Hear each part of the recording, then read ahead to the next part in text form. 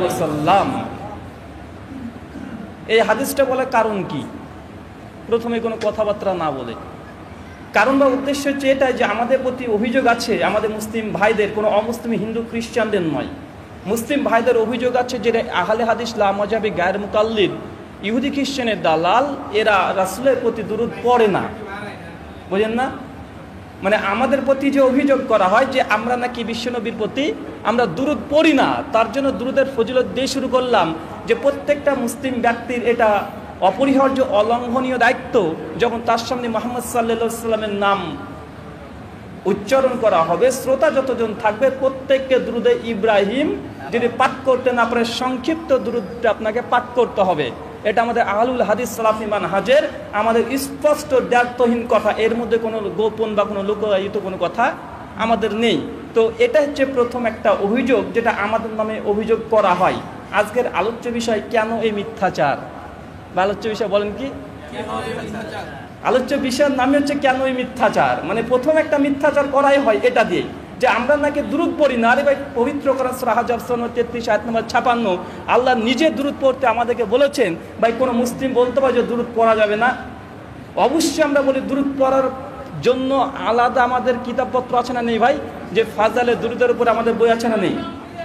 দেখেন এখনই বাংলাদেশের তাহারিক পত্রিকা নাম শুনেছেন, যেটা হাদিস ফাউন্ডেশন প্রকাশ করে, আসাদুল্লাহ গালিব স্যারের যে আহলে হাদিস আন্দোলনের পক্ষ থেকে যা তাহারিক পত্রিকা ছাপানো হয়, 3 সপ্তাহ ধরে একটা কিস্তি আসছে, মানে একটা প্রবন্ধ আসছে যে দুরূদ পড়ার ফজিলত।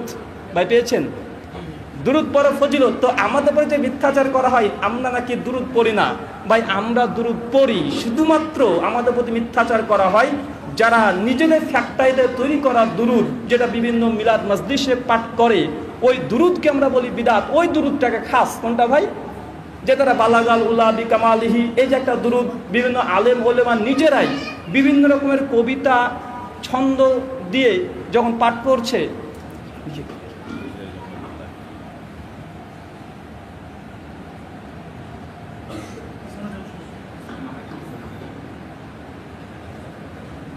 যে কথা বলছিলাম, কথা বুঝতে পারছেন ভাই? ঠিক আছে এবার? তো আমরা বিরোধিতা কিন্তু রাসূলের সুন্নতি দুরূদ আমরা করি না, বরঞ্চ আমাদের প্রত্যেকটা ব্যক্তির দুরূদ আমরা পাঠ করি কি করি না ভাই? বন্ধু ভাই, আজান যখন শেষ হয় দোয়া পাঠ করার পর আমরা দুরূদ ইব্রাহিম পাঠ করি কি করি না ভাই? নামাজের মধ্যে সলাতের মধ্যে আমরা দুরূদ পড়ি কি পড়ি না? মাগরিবের পরে আমাদেরকে দুরূদ পড়তে হয় কি হয় না? আমরা অবশ্যই দুরূদ পড়ি। তবে ভাই আপনাদের সঙ্গে আমাদের ইখতিলাফ বা মতপার্থক্য যে মানব রচিত কোনো দুরূদ পাঠ করা যাবে কি যাবে না, দুরূদ নিয়ে মত পার্থক্য নেই।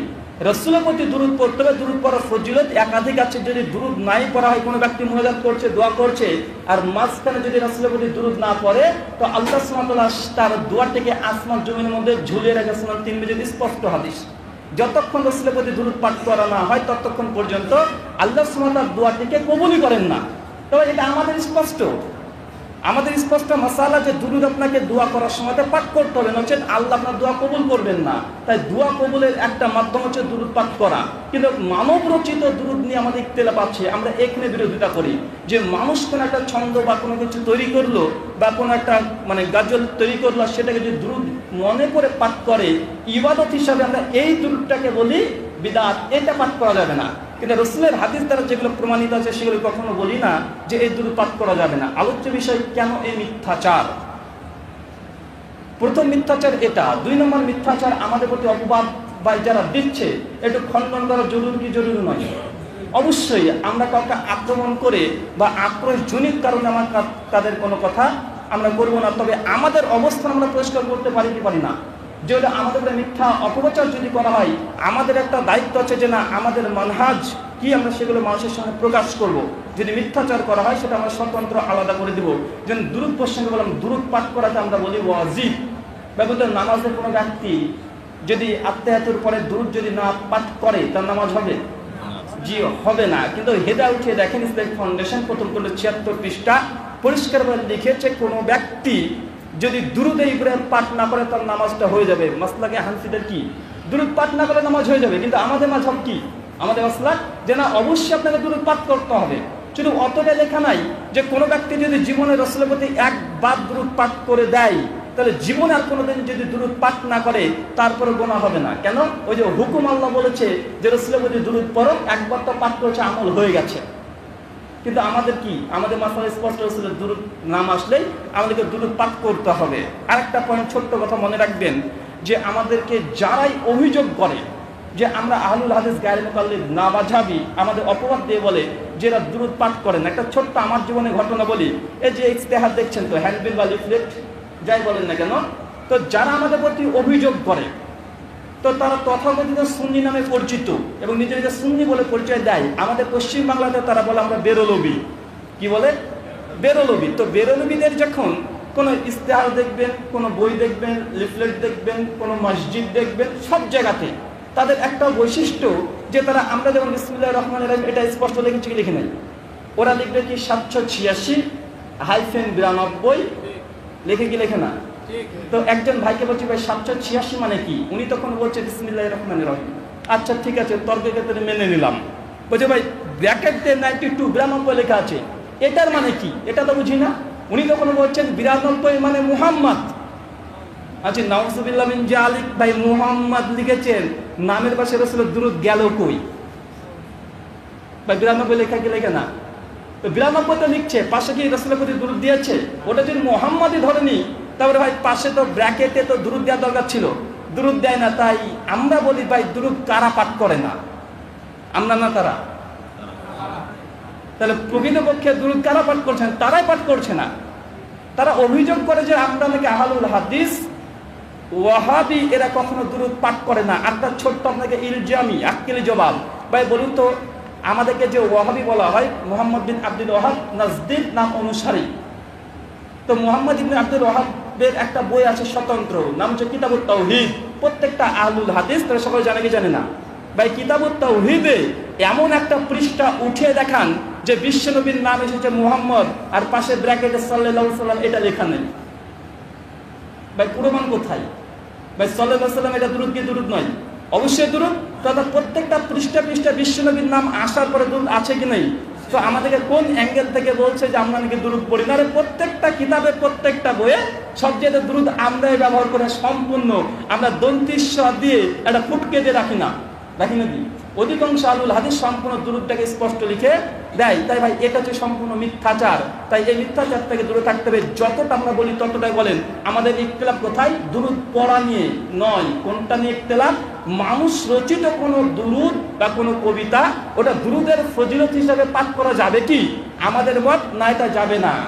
এটা শরীয়তের মধ্যে সংযোজন, এখান থেকে দূরে থাকতে হবে। এটা যদি কেউ দুরূদ হিসাবে পাঠ করে সেটাকে বিদআত বলি। কথা স্পষ্ট? এটা আমাদের অবস্থান। কেন এই মিথ্যাচার? নাম্বার 2, অনেক মানুষ দেখবেন আমাদের কে একটা অপবাদ দেয়। আমরা যখন পরিচয় দিই আমরা আহলুল হাদিস, তখন এক শ্রেণীর মানুষ আমাদেরকে বলে আহলুল খাবিশ। বলে কি বলে না? বা এটার জবাব দেওয়ার দরকার আছে না নেই? যে অবশ্যই আছে। যখনই আমরা পরিচয় দিই আহলুল হাদিস আর তারা আমাদেরকে অপবাদ দেয় এরা আহলুল হাদিস নয়, এরা আহলে খাবিশ, আর এটা সাধারণ মানুষ নয়। যদি সাধারণ কোনো রাখাল, মাঠ পাস করা কোনো ব্যক্তি বা 3 নম্বর শ্রেণীর কোনো যদি মুসল্লি বলতে, তার জবাব দেওয়ার প্রয়োজন ছিল না। কিন্তু সবচেয়ে আল্লামা ডিগ্রি অর্জনধারী যারা আছে বক্তৃতা ফিল্ড এবং বই লেখনীতে, তারা পরিষ্কারভাবে আমাদেরকে অপবাদ দিচ্ছে আহলুল হাদিস নয়, এরা আহলুল খাবিস। তো ভাই এর জবাব সহিহ বুখারীতে আছে। সহিহ বুখারী কিতাবুল মানাকিব হাদিস নম্বর 3533, মনে রাখবেন 3533 কিতাবুল মানাকিব। বিশ্বনবী মুহাম্মদ সাল্লাল্লাহু আলাইহি সাল্লাম সাহাবা রাদিয়াল্লাহু তাআলা আনহুদেরকে ডেকে বলছে, তোমরা জানো যে আল্লাহ সুবহানাহু ওয়া তাআলা কিভাবে কুরাইশরা যে আমার উপরে অভিযোগ করে, আল্লাহ কিভাবে সেটা প্রত্যাবর্তন করে দেয়? কথা বুঝতে পারছেন? কুরাইশরা বিশ্বনবীর উপরে অনেকগুলো অপবাদ দিয়েছিল, আর বিশ্বনবীর অনেকগুলো অপবাদের মধ্যে একটা অপবাদ হচ্ছে এটা যে রাসূলের নাম হচ্ছে মুহাম্মদ, মানে কি ভাই? প্রশংসিত। আর কুরাইশের ব্যক্তিরা হিংসা বিদ্বেষ বশত বিশ্বনবীকে মুহাম্মদ নামে ডাকতো না। কি নামে ডাকতো? মুদাম্মাম, মানে নিন্দিত। বোঝাতে পারিনি? বিশ্বনবীর নাম হচ্ছে মুহাম্মদ, যার বাংলা অনুবাদ করলে হয় প্রশংসিত। আর কুরাইশের ব্যক্তিরা বিশ্বনবীর মানে ওপরে এতই রাগান্বিত ছিল, তারা দলিলে না পেরে তখন বিশ্বনবীর নামকে বিকৃত করেছিল মুজাম্মাম মানে নিন্দিত। আর আল্লাহ এই জন্য সাহাবা রাদিয়াল্লাহু তাআলা আনন্দেরকে বলছে যে জানো যে আল্লাহ সুবহানাহু ওয়া তাআলা কিভাবে কুরাইশদের যে আমার উপরে মিথ্যা অপবাদ দেয় আল্লাহ কিভাবে সেটা প্রত্যাবর্তন করে দেয়। কারণ আল্লাহ সুবহানাহু ওয়া তাআলা বলছে তারা তো গালি দেয় মুদাম্মামকে, আনা মুহাম্মদ, আমি তো মুহাম্মদ, আমি মুদাম্মাম না। তো আমাদের জবাব হচ্ছে এটা আমরা আহলে হাদিস, আর আহলে হাদিস আমরা আহলে খাবিস নয়। ভাই আমাদের নামকরণের উপরে যদি আপত্তি হয়, বিশ্বনবীর নামকরণের উপরে আপত্তি ছিল কি ছিল না? তো বিশ্বনবী কিভাবে ওটাকে জবাব দিয়েছে যে আনা মুহাম্মদ, আমি মুহাম্মদ, আমি মুদাম্মাম না। তো যে মুদাম্মাম তার উপরে আল্লাহর গজব, তার উপরে লানত হবে, কিন্তু আমি তো মুহাম্মদ, আমি তো প্রশংসিত। তো আমরা যে আহলুল হাদিস, আমরা আহলুল খাবিস না। যারা আহলে খাবিস তাদের প্রতি গালটা লাগবে। এটা সুন্নাত সম্মত উত্তর। আমাদেরকে অনেকগুলো অভিযোগ, তার মধ্যে এটা হচ্ছে আমাদেরকে আহলুল খাবিস বলা হয়। আর 2 নম্বর অভিযোগ হচ্ছে এটা যে আহলে হাদিস এরা নাকি ইংরেজের জামানাতে পয়দা হয়েছে। অভিযোগ আছে না নেই? বলে এরা ইংরেজদের জামানাতে পয়দা হয়েছে। ইংরেজের জামানার পূর্বে এদের কোনো অস্তিত্বই ছিল না। আমার এখানে একটা বই আপনাদের এক ভাই আমাকে দিল, এই যে একটা বই আপনাদের এখানকারই লেখক হক বাতিলের লড়াই, বইটা আমাকে দিয়েছে নির্ভীক ভাই। এই 1 ঘন্টা আমি পেয়েছি। তো এই বইটাতে মোটামুটি ধরেন বেশ কিছু আলোচনা আমি আস্তে আস্তে পড়ছিলাম। তো এর মধ্যে মোটামুটি ওই 23 নম্বর পৃষ্ঠা থেকে 65 নম্বর পৃষ্ঠা পর্যন্ত আহলে হাদিসের মানে যতগুলো সমালোচনা করা প্রয়োজন সবগুলোই করেছে। আহলে হাদিস ইহুদির দালাল, আহলে হাদিস খ্রিস্টানের দালাল, এরা ইংরেজের জামানায় পয়দা, এরা এই করে, এরা ওই করে, সমস্ত যতগুলো অভিযোগ যেগুলো অমুসলিমরাও মানে বিশ্বাস করে না, সেই অভিযোগগুলো আমাদের প্রতি আপত্তি করেছে। লেখকের নাম হচ্ছে মোহাম্মদ কাফিলউদ্দিন সরকার সালেহি। আপনাদের এখানকার যাই হোক হবে মনে হয়। তো ভাই আমাকে বইটা দিয়েছে। তো যাই হোক আমাদের প্রতি যখন অভিযোগ এটা যে আমরা নাকি ইংরেজের জামানায় পয়দা মানে সৃষ্টি আমরা হয়েছি, তার আগে নাকি আমাদের অস্তিত্ব ছিল না, তার জন্য প্রথমে একটি সুনান তিরমিজির একটা হাদিস পাঠ করেছি। সুনান তিরমিজি খুলবেন, কিতাবুল ফিতান, হাদিস নম্বর 2192 এবং 2229, এবং সুনান ইবনে মাজাহ মুকাদ্দামা বাব ইত্তিবা রাসূল হাদিস নম্বর 6710, সহিহ বুখারী তালিকাত হিসেবে এসেছে হাদিস নম্বর 7311 অধীনে ইমাম বুখারী বাব বেঁধেছে হাদিসটা দিয়ে। আর সহিহ মুসলিম কিতাবুল ইমারাত হাদিস নম্বর 5059, বিভিন্ন সনদ বিভিন্ন মতনে মুতাওয়াতির পর্যায়ে হাদিসটি এসেছে। সাওবান রাদিয়াল্লাহু তাআলা আনহু থেকে হাদিসটি এসেছে সুনান ইবনে মাজাহতে, আর সুনান তিরমিজিতে এসেছে মুআবিয়া ইবনে কুরাতা তার পিতার সনদে বর্ণনা করছে। হাদিসটা পাঠ করছে, হাদিসটা অনুবাদ করছি যে আমাদেরকে যে অভিযোগ করা হয় যে আমরা ইংরেজের দালাল বা ইংরেজের জামানাতে সৃষ্টি হয়েছি, এটার জবাবের জন্য। কেন? আমাদের দলিল হচ্ছে কোরআন আর হাদিস, বা হাদিস পাঠ করবো কি করবো না, যে আমরা হাদিস দিয়ে আমরা দলিল দেবো। যেমন কেমন ভাবে দিলাম যে আহলে হাদিসকে আহলে খাবিস যদি বলা হয়, আল্লাহ সুবহানাহু বলেছিল, আমরা বুখারী থেকে দলিল দিয়েছি, সুন্নাত সম্মত উত্তর। 2 নম্বর অভিযোগ যে আমরা ইংরেজ জামানা কি পয়দা, উত্তর হচ্ছে না, এটা মিথ্যাচার আমাদের প্রতি। দলিল সুনান ইবনে মাজাহ এবং সুনান তিরমিজি হাদিস নম্বর 2192, মুআবিয়া ইবনে কুরাতা তার পিতার সূত্রে বর্ণনা করছে। তিনি বলছেন ইজা ফাসাদু আহলিশ শাম ফালা খায়রা ফিকুম লা তাযালু তায়ফাতুন মিন উম্মতি মানসুরিন লা ইয়ারদুহুম মান কদালাহুম হাত্তা তাকুমুস সাআত। মুআবিয়া ইবনে কুরাতা আল্লাহর সূত্র বলছে যখন শামবাসীর মধ্যে খারাপি নেমে আসবে, সেই সময় তোমাদের জন্য কল্যাণকর কোনো জিনিস থাকবে না। লা তাযালু, তবে ধারাবাহিকভাবে, তায়ফাতুন একটা দল, ভাই তয়ফা কি এক বচন না বহু বচন? এক বচন। তয়ফাতুন একটা দল, 4টে দল নয়, একটা দল, আলাল হক, তারা হকের উপরে প্রতিষ্ঠিত থাকবে। ভাই কারা? কটা দল? 4টে দল না একটা? তয়ফাতুন একটাই দল হকের উপরে প্রতিষ্ঠিত থাকবে, মানসুরিন, আর আল্লাহ এই দলটিকে তিনি সহযোগিতা করতে থাকবেন। আর বিরুদ্ধাচরণকারীরা যতই বিরোধিতা করুক না কেন, তাদের কোনো ক্ষতি করতে পারবে না, ইতিমধ্যে কিয়ামত সংগঠিত হয়ে যাবে। এই হাদিসটা শুধু অনুবাদ বললাম, হাদিসটা প্রত্যেকের শব্দের ব্যাখ্যা বিশ্লেষণ আপনার সাথে উপস্থাপন করতে চাইছি, যাতে প্রমাণ হবে যে আমরা আহলুল হাদিস, আমরা ইংরেজের জামানায় তৈরি নয়, আমাদের সৃষ্টি কখন এটা আপনি স্পষ্ট হয়ে বুঝতে পারবেন। প্রথম দলিল আল্লাহ জালু ধারাবাহিকভাবে থাকবে, কোনটা ভাই? হকপন্থী দল। দেখেন আল্লাহ মৃত্যুবরণ করে কত হিজরি ভাই? 11 হিজরি। ইসলাম পরিপূর্ণ হয় 10 হিজরি 9 জিলহজ। কত স্পষ্ট? ইসলাম পরিপূর্ণ হচ্ছে 10 হিজরি 9 জিলহজ। আল্লাহ রাসূল মৃত্যুবরণ করছে 11 হিজরি। আল্লাহ রাসূলের মৃত্যুর পরে পৃথিবীতে কি ওহী আসা সম্ভব? জি না। সমস্ত হানাফি, শাফি, মালিকি, হাম্বলি, দেওবন্দি, বেরেলভি তারা সকলেই একমত আল্লাহ রাসূলের মৃত্যুর পর কমপক্ষে ওহী আসা সম্ভব নয়। তারপরে ইসলাম যখন মোকাম্মল পরিপূর্ণ হয়ে গেল, আর আল্লাহ বলছেন লা তাযালু তায়ফাতুন মিন উম্মতি আলাল হক, যে আমার এই উম্মতের মধ্যে হকপন্থী দল থাকবে। আল্লাহ তায়ফাতুন লা তাযালু মানে এই দলটা ধারাবাহিকভাবে থাকবে, মানে কোনো সময় দলটা ফাঁকা থাকবে না, মানে দলটা থেকে উম্মত কখনো বিচ্ছিন্ন হবে না, সব সময়তে থাকবে। তো আল্লাহ রাসূলের জামানাতে আল্লাহ রাসূল হকপন্থী, এটা নিয়ে কোনো সমস্যা ছিল? এই যে লা তাযালুর অন্তর্ভুক্ত কে? আল্লাহ রাসূল এবং সমস্ত সাহাবা রাদিয়াল্লাহু তাআলা আনহু, তারপর তাবেঈ, তারপরে তাবেঈ, এবং চলতে আসছে ধারাবাহিকভাবে। লা তাযালুর অন্তর্ভুক্ত যে হকপন্থী জামাত, হকপন্থী দল, এটা ধারাবাহিকভাবে থাকবে। এবার আমাদের প্রশ্ন, যারা বলছে চারটের মধ্যে একটাকে মানতেই হবে, নচেৎ জান্নাত যাবে না, আর যারা মানে না তারা ইহুদি খ্রিস্টানের দালাল, একপন্থী আমাদের মুসলিম সমাজে আছে না নেই? ভাই বলুন তো, তারা কি লা তাযালুর অন্তর্ভুক্ত হতে পারে?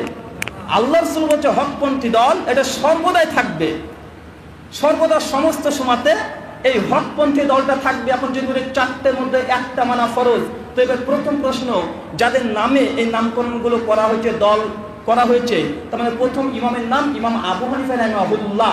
অনেক মানুষ বলে নাকি আমরা ইমাম আবু হানিফার সামনে গুস্তাকি করি, নাউযুবিল্লাহ মিন জালিক। প্রত্যেকটা আহলুল হাদিস যারা সালাফি মানহাজ মানে, কিন্তু ইমাম আবু হানিফা বলার পরে রাহিমাহুল্লাহ বলে কি বলে না? তো ভাই এটা গুস্তাকি, যে তার সঙ্গে শত্রুতা হতে থাকে আমরা রাহিমাহুল্লাহ বলতাম? কখনো বলতাম না। ভাই আপনি ফেরাউনকে রাহিমাহুল্লাহ বলবেন কেন? অসংখ্য শত্রুতা আছে রে ভাই। আমরা মনে করি যে সমস্ত সাহাবা রাদিয়াল্লাহু তাআলা আনহুকে ভালোবাসা এটা ঈমানি দায়িত্ব।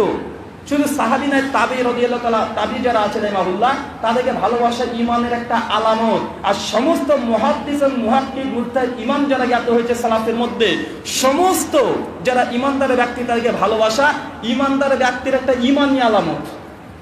আমরা মনে করি ইমাম আবু হানিফাকে ভালোবাসাটা ঈমানের একটা দাবি, তাকে ভালোবাসা উচিত, তার জন্য রাহিমাহুল্লাহ বলি। তো যাদের নামে এই মাযহাবগুলো তৈরি হয়েছে, প্রথম ইমাম হচ্ছে ইমাম আবু হানিফা রাহিমাহুল্লাহ। জন্ম 80 হিজরি, মৃত্যু হচ্ছে 150 হিজরি। কুফায় কুফাতে জন্মগ্রহণ করে আর বাগদাদে মৃত্যুবরণ করে। দ্বিতীয় ইমাম ইমাম শাফিঈ রাহিমাহুল্লাহ, জন্ম 150, মৃত্যু 204। আর তৃতীয় ইমাম মানে দ্বিতীয় মধ্যে পড়ে ইমাম মালিক, 93 হিজরিতে জন্ম, 179তে মৃত্যু। আর চতুর্থ ইমাম ইমাম আহমেদ ইবনে হাম্বল রাহিমাহুল্লাহ, জন্ম 164 হিজরি, মৃত্যু হচ্ছে 241 হিজরি। আমাদের প্রশ্ন ছিল এটা, যে এই চার ইমামের নামে চারটে মাযহাব পৃথিবীর জমিনে মুসলিমদের মধ্যে এটা প্রতিষ্ঠিত হয়েছে, আর তারা বলছে চার মাযহাবটা হচ্ছে আলাল হক, তারা হকের উপরে প্রতিষ্ঠিত আছে। তো আল্লাহ বলছেন লা তাযালু, কিন্তু এই হকপন্থী দলটা সব সময় থাকবে। এবার প্রথম ইমাম আবু হানিফা রাহিমাহুল্লাহ 80 হিজরিতে জন্মগ্রহণ করছে, আল্লাহ রাসূল 11 হিজরিতে মৃত্যুবরণ করছে, মাঝখানে 70 বছর আছে না নেই? ভাই বলুন তো, এই 70 বছরের মধ্যে চার ইমাম লা তাযালু অন্তর্ভুক্ত হতে পারে? কি বলছেন? একটা সাধারণ জ্ঞান দিয়ে প্রথম বৈশিষ্ট্য আল্লাহ রাসূল লা তাযালু, ধারাবাহিকভাবে থাকবে, এই দলটা থেকে কখনো উম্মত বিচ্ছিন্ন হবে না। কিন্তু আমরা চারটে মাযহাবকে যদি লা তাযালু অন্তর্ভুক্ত করে নিই, বা এটা সম্ভবই নয় যে ইমাম আবু হানিফা রাহিমাহুল্লাহর পূর্বে পৃথিবীতে হানাফি মাযহাব ছিল, কে বিশ্বাস করবে? ভাই বলুন তো, আদম আলাইহিস সালামের পূর্বে পৃথিবীতে মানুষ ছিল? এখন কেউ যদি বলে না আদমের পূর্বে মানুষ ছিল, তাকে কি করতে হবে? ওই পাদনাথ আপনাদের পাঠাতে হবে। ভাই বলুন তো, জিসাস ক্রাইস্ট অর্থাৎ যিশু খ্রিস্টের নাম অনুসারে খ্রিস্টান ধর্ম প্রতিষ্ঠিত হয়েছে। তো যিশু খ্রিস্টের পূর্বে পৃথিবীতে খ্রিস্টান বলে কোনো ধর্ম ছিল? কোনো ধর্ম ছিল না। গৌতম বুদ্ধ পৃথিবীতে জন্মগ্রহণ করছে আজ থেকে 2500 বছর পূর্বে। তো গৌতম বুদ্ধের পূর্বে পৃথিবীতে বৌদ্ধ বলে কোনো ধর্ম ছিল? জি না। ঠিক একইভাবে ইমাম আবু হানিফা রাহিমাহুল্লাহ জন্মগ্রহণ করছে 80 হিজরি। তো ইমাম আবু হানিফা রাহিমাহুল্লাহ পূর্বে পৃথিবীতে হানফি বলে কোনো মাসলাক ছিল? ইমাম শাফিঈর পূর্বে শাফিঈ বলে কোনো মাযহাব থাকা সম্ভব? কিন্তু ভাই হকপন্থী জামাত থাকা সম্ভব কি সম্ভব নয়? অবশ্যই। যেমন যিশু খ্রিস্টের পূর্বে খ্রিস্টান বলে কোনো ধর্ম ছিল না, কিন্তু সত্য ধর্ম ইসলাম ছিল কি ছিল না? ঠিক একইভাবে এটা যদি বুঝে নেন, আপনার জন্য আমার জন্য বোঝাতে খুব সহজ। লা তাযালু, এই দলটি সব সময় থাকবে, সর্বদা থাকবে। তায়েফাতুন, একটা দল, চারটে নয়। বলছে না চারটে ফরজ, আর আল্লাহ তায়েফাতুন, একটাই দল হবে হকের প্রতি প্রতিষ্ঠিত। আলাল মিন লা তাযালু তায়েফাতুন মিন উম্মতি, আমার এই উম্মতের মধ্যে থেকে আলাল হক, তারা হকের উপরে প্রতিষ্ঠিত থাকবে। ভাই হক কি? তৃতীয় বৈশিষ্ট্য কি পাওয়া গেল ভাই হকপন্থী জামাতের? তারা একটা দল হবে, এই দলটা ধারাবাহিকভাবে থাকবে, আর আল্লাহ রাসূল বলছে তারা হকের উপরে প্রতিষ্ঠিত থাকবে। হক কি? এখন কেউ যদি নিজেদের ব্যানারের নাম লিখে দেয় আহলে হক, তারাই কি হক? বাংলাদেশে আছে না নেই ভাই? যে তারা বলছে আমরা আলে হক। ভাই আলে হক না ঠক এটা তো পরে বোঝা যাবে তাদের আকীদা মানহাজ দেখে। তো আল্লাহ রাসূল বলছে জামাতের একটা তারা হকের উপরে প্রতিষ্ঠিত থাকবে। এখন প্রশ্ন, হক কি? ভাই বলেন, উত্তর দেন, হক কি? হক হচ্ছে আল কোরআন। আল্লাহ রাসূল বলছেন পবিত্র কোরআন সূরা কাহফ সূরা নম্বর 18 আয়াত নম্বর 29, কুলিল হাক্কু মির রাব্বিকুম, বলো হক এসেছে তোমার রবের পক্ষ থেকে। মানে কি এসেছে? আল কোরআন এসেছে, বোঝা গেল পবিত্র কোরআন। আল্লাহ সুবহানাহু ওয়া তাআলা বলছে কোরআন হচ্ছে হক। এখন প্রশ্ন আসতে পারে হাদিস কি হক? হাদিস কি হক প্রশ্ন আসতে পারে। কেন? আপনাদের বাংলাদেশে আহলুল কোরআন বলে একটি ফিরকা বের হয়েছে কি হয় নাই ভাই? বের হয়েছে। তাদের দাবি না কোরআন শুধু হক, হাদিস হক নয়, হাদিস মানা যাবে না। মুনকিরে হাদিস তারা আছে না নেই? তারা আছে। তো কোরআন যেমন আল্লাহ বলছে কুলিল হাক্কু মির রাব্বিকুম, বলো হক এসেছে তোমার রবের পক্ষ থেকে। এখন রাসূলের হাদিসকে যারা হক স্বীকার করে না, কিন্তু আল্লাহ রাসূল বলে দিয়েছে এই হকপন্থী দলটি তারা হকের উপরে প্রতিষ্ঠিত থাকবে। বোঝা গেল হাদিস হক কি হক নয়? হক। এটা তো দাবি, প্রমাণ কোথায়? এটা তো আপনার দাবি যে না হাদিস হক। প্রমাণ হচ্ছে আল্লাহ রাসূলের হাদিস দ্বারা প্রমাণিত হাদিস, আল্লাহ রাসূলের কথাও এটা হক। সুনান আবু দাউদ খুলবেন, কিতাবুল ইলম, হাদিস নম্বর 3646, সনদ হাসান। আব্দুল্লাহ বিন আমর রাদিয়াল্লাহু তাআলা আনহু তিনি বলেন কুনতু উকতুবু কুল্লা শাইয়া আসমা মিন রাসূলুল্লাহ সাল্লাল্লাহু আলাইহি সাল্লাম, যে আমি আল্লাহ রাসূলের ওই সমস্ত কথাগুলো যেগুলো শুনতাম সবগুলো লিখে ফেলতাম। ভাই কে বলছে? কুনতু উকতুবু কুল্লা শাইয়া আসমা মিন রাসূলুল্লাহ সাল্লাল্লাহু আলাইহি সাল্লাম, যে রাসূলের প্রত্যেকটা ওই কথাগুলো লিখে রাখতাম যেগুলো রাসূলের কাছ থেকে শুনতাম। ভাই কে লিখতো? আব্দুল্লাহ বিন আমর রাদিয়াল্লাহু তাআলা আনহু সাহাবী। বোঝা গেল এই হাদিস প্রমাণ করছে যে রাসূলের জামানাতেই হাদিসকে লেখা শুরু হয়ে গিয়েছিল। আহলে কোরআনের দলিল খণ্ডন, এক। আর দুই, যারা বলে যে বুখারী, মুসলিম, আবু দাউদ, তিরমিজি এই হাদিসের গ্রন্থ মানাটা বিদআত, এটা খণ্ডন হয়ে গেল হাদিস দ্বারা। যে না সাহাবা রাদিয়াল্লাহু তাআলা আনহুদের জামানাতেই হাদিস সংকলন অলরেডি শুরু হয়ে গেছে। কেন? আব্দুল্লাহ বিন আমর আল্লাহ রাসূলের প্রত্যেকটা কথাটি লিখে রাখতেন। কেন? উরিদা হিফযাহু, যাতে মুখস্থ করতে পারি। আব্দুল্লাহ বিন আমর বলছে প্রত্যেকটা কথা রাসূল লিখে রাখতাম কেন? যেন আমি মুখস্থ করতে পারি। ফানাহাতনি কুরাইশ, কুরাইশের বেশ কিছু নেতাবর্গ এসে আব্দুল্লাহ বিন ওমরের প্রতি অভিযোগ করলেন। অভিযোগটা কি? তারা বলছে যে আল্লাহ রাসূল কখন রাগান্বিত অবস্থায় থাকে, কখন খুশি অবস্থায় থাকে, প্রত্যেকটা কথা আল্লাহ রাসূল লিখে ফেলো। এটা কাল্লামু গাদাবেল রিদা, যে আল্লাহ রাসূল কখন রাগান্বিত অবস্থায় থাকে, কখন খুশি অবস্থায় থাকে, আর তুমি প্রত্যেকটা কথা আল্লাহ রাসূল লিখে ফেলছো। যে রাগান্বিত অবস্থায় ভুল কোনো কথা বলে ফেলে, এটা কাদের অভিযোগ ছিল? কুরাইশদের। সঙ্গে সঙ্গে আব্দুল্লাহ বিন ওমর বলছে যে আমি কিতাব লেখা বন্ধ করে দিলাম, রাসূলের হাদিস লেখা বন্ধ করে দিলাম। ফাযাকারতু যালিকা লিরাসূলিল্লাহ সাল্লাল্লাহু আলাইহি ওয়াসাল্লাম, আর এই কথাটা রাসূলের কাছে গিয়ে বললাম যে আল্লাহ রাসূল আমি আপনার প্রত্যেকটা কথা লিখে ফেলতাম। আর কুরাইশরা বলছে আপনি রাগান্বিত অবস্থায় থাকেন, খুশি অবস্থায় থাকেন, তো আমি হাদিস লেখা বন্ধ করে দিয়েছি। কাজটা ঠিক করেছি কি করিনি? আল্লাহ রাসূল সঙ্গে সঙ্গে তিনি বলছেন উক্তুব, তুমি লিখতে থাকো। ফাওয়াল্লাযী নাফসি বিয়াদি মুহাম্মদ, সেই সত্তার কসম যার হাতে মুহাম্মাদের প্রাণ আছে, মা ইয়াখরুজু মিনহু ইল্লা হাক্কুন, আমার এই মুখ থেকে যেগুলো বের হয় সেটা হক ব্যতীত কোনো কিছুই নাই। চাই আমি রাগান্বিত অবস্থায় থাকি, চাই খুশি অবস্থায় থাকি। ভাই আল্লাহ কি বলছে? ইল্লা হাক্কুন, যে আমার এই মুখ দিয়ে যেগুলো বের হয়, চাই রাগান্বিত অবস্থায় হোক, আর চাই ঘুমন্ত অবস্থায় হোক, আর চাই খুশি অবস্থায় হোক, আমি যে মুহূর্তে যে কথাটা বলি ইল্লা হাক্কুন, হক ব্যতীত কোনো কিছু নয়। আর আল্লাহ সাল্লাল্লাহু আলাইহি ওয়াসাল্লাম তিনি বলছেন যে এই জামাত যারা ফিরকা এনার্জি মুক্তিপ্রাপ্ত দল আলাল হক, তারা হকের উপরে প্রতিষ্ঠিত থাকবে। বোঝালো হক হচ্ছে পবিত্র কোরআন, হক হচ্ছে হাদিস, মানে তারা কোরআন এবং হাদিসের উপরে প্রতিষ্ঠিত এই জামাতটা থাকবে। এরা হচ্ছে ফিরকা এনার্জি। ভাই বলুন তো, বিশেষ করে মানহাজে আহলুল হাদিস যারা আছে পৃথিবীর যে প্রান্তে থাক, তাদের একটাই স্লোগান যে পৃথিবীর সমস্ত মানুষের কথাকে উপেক্ষা করে পবিত্র কোরআন সহিহ সুন্নাহকে নিঃস্বার্থভাবে আপনাকে আনুগত্য অনুসরণ করতে হবে। এটাই আন্দোলন বা এটাই আন্দোলন। ভাই বলুন তো, ইসলাম কারা দেয়? আমরা ব্যতীত। আপনি পৃথিবীর মধ্যে যতগুলো দল আছে, আপনি যদি কোনো মাযহাবের কাছে যদি যান, যদি বলেন বুখারী পড়বেন বা বুখারী পড়তে চান, আপনাকে পড়তে দিবেন। আরে বুখারী পড়লেন গোমরাহ হয়ে যাবে, বলবে কি বলবে না? আরে বুখারী পড়লে গোমরাহ হয়ে যাবে। যদি বলেন কোরআন পড়বো, তো বলে কোরআন পড়লে গোমরাহ হয়ে যাবে। বা আছে না নেই? বা বক্তৃতা ইন্টারনেটে মজুদ আছে যে কোরআন হাদিস যদি বাংলাতে পড়া যায় তবুও নাকি গোমরাহ হয়ে যায়, মানে হয়ে যায়, কিন্তু ফাজালে আমল করলে গোমরাহ হবে না। এই যে বইটা লিখেছেন না ভাই, আপনাদের এলাকার তো আলেম লিখেছেন, তারা বলে যে কোরআন হাদিস মানুষ বুঝতে পারবে না। তো ভাই এই বইটা বোঝা সম্ভব? কি বলছেন? এই বইটা কি আছে? উনি তো লিখেছেন যে কোরআন হাদিস যদি মানুষ না বোঝে এই বইগুলো বুঝবে কিভাবে?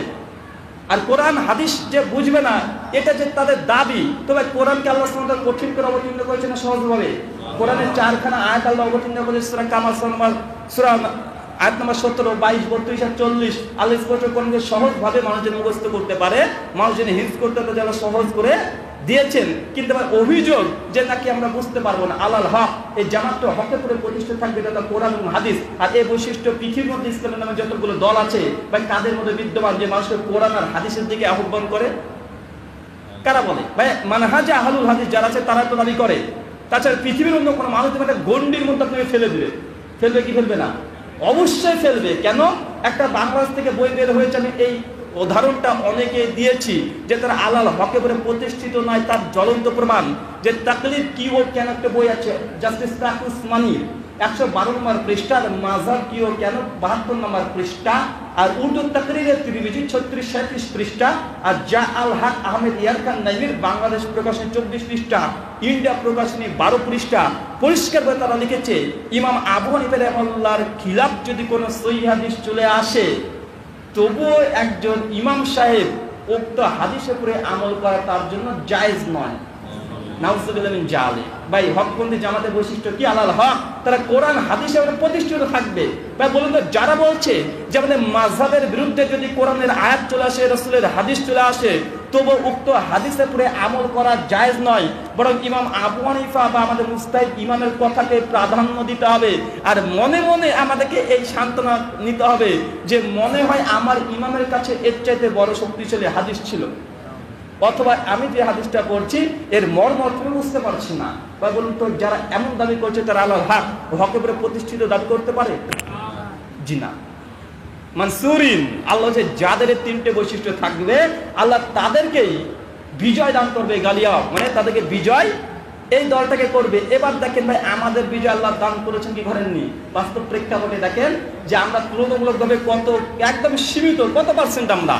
তারপরে যারা আমাদের বিরুদ্ধে হুঙ্কার ছাড়ে, ভাই বলুন তো, আমাদেরকে আল্লাহ সহযোগিতা না করলে আমাদেরকে পিঁপড়ের মতো ধরতার টিপে টিপে মেরে ফেলতো। কিন্তু আল্লাহ সাহায্য করছে বলে দেখেন আজকে সব চাইতে গোটা বিশ্ব জগতের যে ধর্মের অনুসারী সবচেয়ে বৃদ্ধি পাচ্ছে, সে ধর্মের নাম কি? ইসলাম। আর ইসলামের মধ্যে যতগুলো দল আছে, সমস্ত দলের মধ্যে যতগুলো ইখতিলাফ মতপার্থক্য মুসলিমদের মধ্যে আছে, সবচেয়ে যে দলের দিকে মানুষ আকৃষ্ট হয়েছে আর দিনের পর দিন বৃদ্ধি পেতে চলেছে, সে দলটার নাম কি? মানহাজে আহলে হাদিস। মানুষ কিন্তু ছুটে ছুটে এখানে আসছে, বাপ সম্পত্তি থেকে বঞ্চিত করছে, ছেলে কিন্তু লড়ছে না, ওখানেই থাকবে।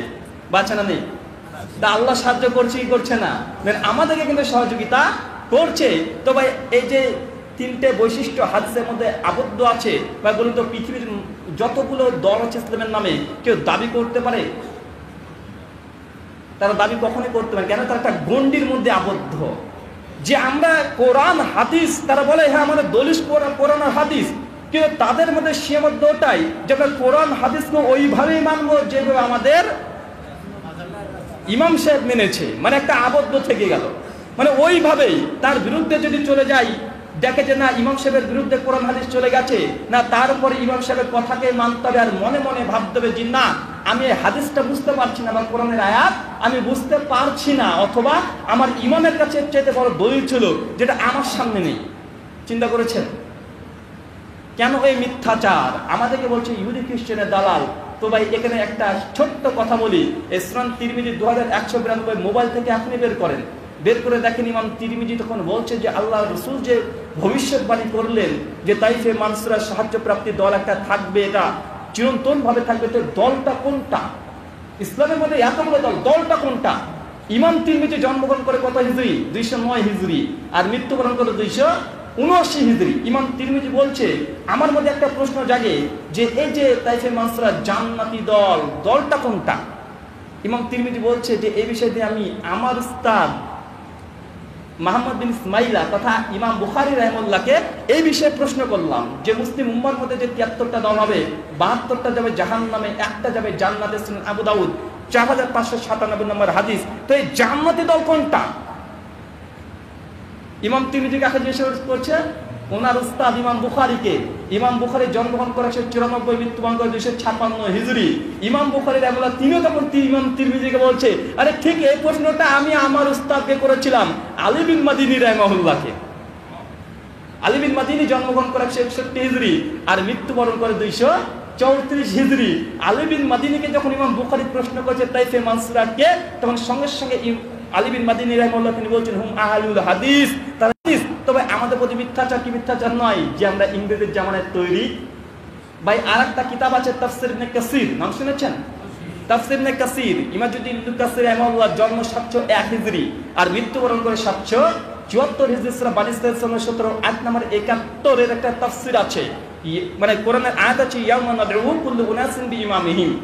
আল্লাহ সুবহানাহু ওয়া তাআলা কোরআন মাজিদে বলছে কিয়ামতের মাঠে প্রত্যেকটা মানুষকে তার ইমামের সঙ্গে তোলা হবে।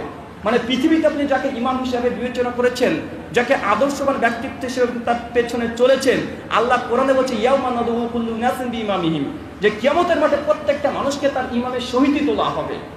আর এই আয়াতের তাফসীর করতে গিয়ে ইমাম ইবনে কাসির রাহিমাহুল্লাহ 750 বছর পূর্বে তিনি লিখেছে যে আকবরী শরফিয়া সাবিল হাদিস, এই আয়াতের মধ্যে আহলুল হাদিসের সাফ তথা ফজিলত বর্ণনা করা হয়েছে। কেন? লিয়ান্না ইমাম নবী সাল্লাল্লাহু আলাইহি সাল্লাম, কেন পৃথিবীর জমিনে তাদের কোনো ইমাম নাই একজন ব্যতীত, তার নাম হচ্ছে বিশ্ব নবী মুহাম্মদ সাল্লাল্লাহু আলাইহি সাল্লাম। কারা বলে যে আমাদের ইমাম নাই? আমাদের ইমাম কে? জনাবে মুহাম্মদ রাসূলুল্লাহ ইমামে আজম। কে ইমামে আজম? বিশ্বনবী মুহাম্মদ সাল্লাল্লাহু আলাইহি ওয়াসাল্লাম, তার তিনি হচ্ছেন ইমামে আজম। আমরা এটাই বিশ্বাস করি। এবার আপনি দেখান যে মুহাম্মদ সাল্লাল্লাহু আলাইহি ওয়াসাল্লামের উপরে কোনো ইমামে আজম আছে কি নেই? আমরা তাকে মেনে নিয়েছি। ইমামে আজম মুহাম্মদ সাল্লাল্লাহু আলাইহি ওয়াসাল্লামকে আমরা মেনে নিয়েছি। আর এই কথাটি ইমাম ইবনে কাসির রাহিমাহুল্লাহ তিনি স্পষ্টভাবে নকল করেছেন যে আহলুল হাদিসের ফজিলত বর্ণনা করা হয়েছে। এখন কিছু কিছু মানুষ আপত্তি করছে এটা বলে যে এই আহলুল হাদিস বলতে তোমরা না, তোমরা বলতে বলছে তোমাদের মতো তথাকথিত লামাযহাবী এই আহলে হাদিস সেই আহলে হাদিস নয়। এই আহলে হাদিস কারা? এই আহলে হাদিস হচ্ছে যারা হাদিস নিয়ে গবেষণা করেছে, হাদিস মুখস্থ করেছে, হাদিস যে সনদ মতন ভালোভাবে জানতো, তাহকিক তাফরিজ করতো, মুহাদ্দিসগণ, এরাই হচ্ছে আহলুল হাদিস। যখন আমরা এই ফজিলতগুলো বর্ণনা করছি, যে খাতিব বাগদাদি মৃত্যুবরণ করে 463 হিজরি, বিখ্যাত একটা গ্রন্থ আছে শারফে আসহাবুল হাদিস, নাম শুনেন ভাই? প্রায় 350 খানা হাদিস নিয়ে এসেছে আহলে হাদিসের ফজিলত বর্ণনা করতে গিয়ে। আহলুল হাদিসের ফজিলত বর্ণনা করতে গিয়ে তাদের আর সহ্য হয় যে তারা এখন অপব্যাখ্যা করছে যে আহলে হাদিসের এত বড় ফজিলত পাওয়া যাচ্ছে, তখন তারা আরেকটা অপব্যাখ্যা করছে, আরেকটা মিথ্যাচার করছে। মিথ্যাচার কি? যে এই আহলে হাদিস তোমরা নয়, এই আহলে হাদিস হচ্ছে ওই সমস্ত ব্যক্তি যারা হাদিস নিয়ে গবেষণা করে, হাদিস তাহকিক করে, তাফরিজ করে, মুখস্থ করে, হাদিসের পণ্ডিত, এরাই আহলুল হাদিস। এগুলো নিসবত করছে। ভাই শুনেছেন কি শোনেন নাই? এর লেখকও লিখেছে যে আহলে হাদিস কারা? আহলে হাদিস হচ্ছে ওরা। তবে আলহামদুলিল্লাহ একটা কথা বই লিখে দিয়েছেন ইনি, বলছে আহলে হাদিস হচ্ছে আবু হুরায়রা। তাকে স্বীকার করছে লেখক, বা আহলে হাদিসকে আবু হুরায়রা বলছে। আহলে হাদিস হচ্ছে বুখারী, আহলে হাদিস হচ্ছে মুসলিম, আহলে হাদিস হচ্ছে ইমাম আহমদ বিন হাম্বল রাহিমাহুল্লাহ। আর সমস্ত সাহাবা রাদিয়াল্লাহু তাআলা আনহুমকে বলেছে আহলুল হাদিস। তার মানে বোঝা গেল লেখকের মুখ দ্বারা কথা প্রমাণিত যে না, সাহাবা রাদিয়াল্লাহু তাআলা আনহুরা আহলে হাদিস ছিল, অন্তত ইংরেজের জামানায় পয়দা নয়। তবে ইখতিলাফ এখানে উনি বলতে চাইছেন যে আহলে হাদিস শুধু মুহাদ্দিসগণ, তার জন্য সাহাবীদেরকে আহলুল হাদিস বলেছেন। এবং আমাদের প্রশ্ন, ভাই বলুন তো, সমস্ত সাহাবা রাদিয়াল্লাহু তাআলা আনহুম তারা কি হাদিসের পণ্ডিত ছিল? তাহলে তাদেরকে নিসবত করলো কি করলো না? তাদেরকে তো নিসবত করেই দিল। ঠিক আমাদের দলিল বা আমাদের যেটা জবাব বা আমাদের আকীদা, আহলুল হাদিস শুধুমাত্র এক শ্রেণীর ব্যক্তি নয়, অবশ্যই মুহাদ্দিসগণ আহলুল হাদিস, কোনো ইখতিলাফ নেই। আমাদের দুটো মানহাজ, দুটো পথ। আহলুল হাদিস হচ্ছে দুই শ্রেণীর ব্যক্তি। কয় শ্রেণীর ব্যক্তি ভাই? দুই শ্রেণীর ব্যক্তি। এক হচ্ছে আমিল ফিল হাদিস, আর একটা হচ্ছে আলিম ফিল হাদিস। আলিম ফিল হাদিস মানে যারা হাদিস নিয়ে গবেষণা করে, হাদিস মুখস্থ করে, হাদিসের মুহাদ্দিসগণ। আলিম ফিল হাদিস, এরা হাদিসের পণ্ডিত, এরা আহলুল হাদিস। আর আহলুল হাদিসের একটা ক্যাটাগরি আছে আমিল ফিল হাদিস, যারা হাদিসের প্রতি আমল করে, এরাও আহলুল হাদিস। তো আমাদের মধ্যে আহলে হাদিস দুটো ক্যাটাগরি আছে না নেই?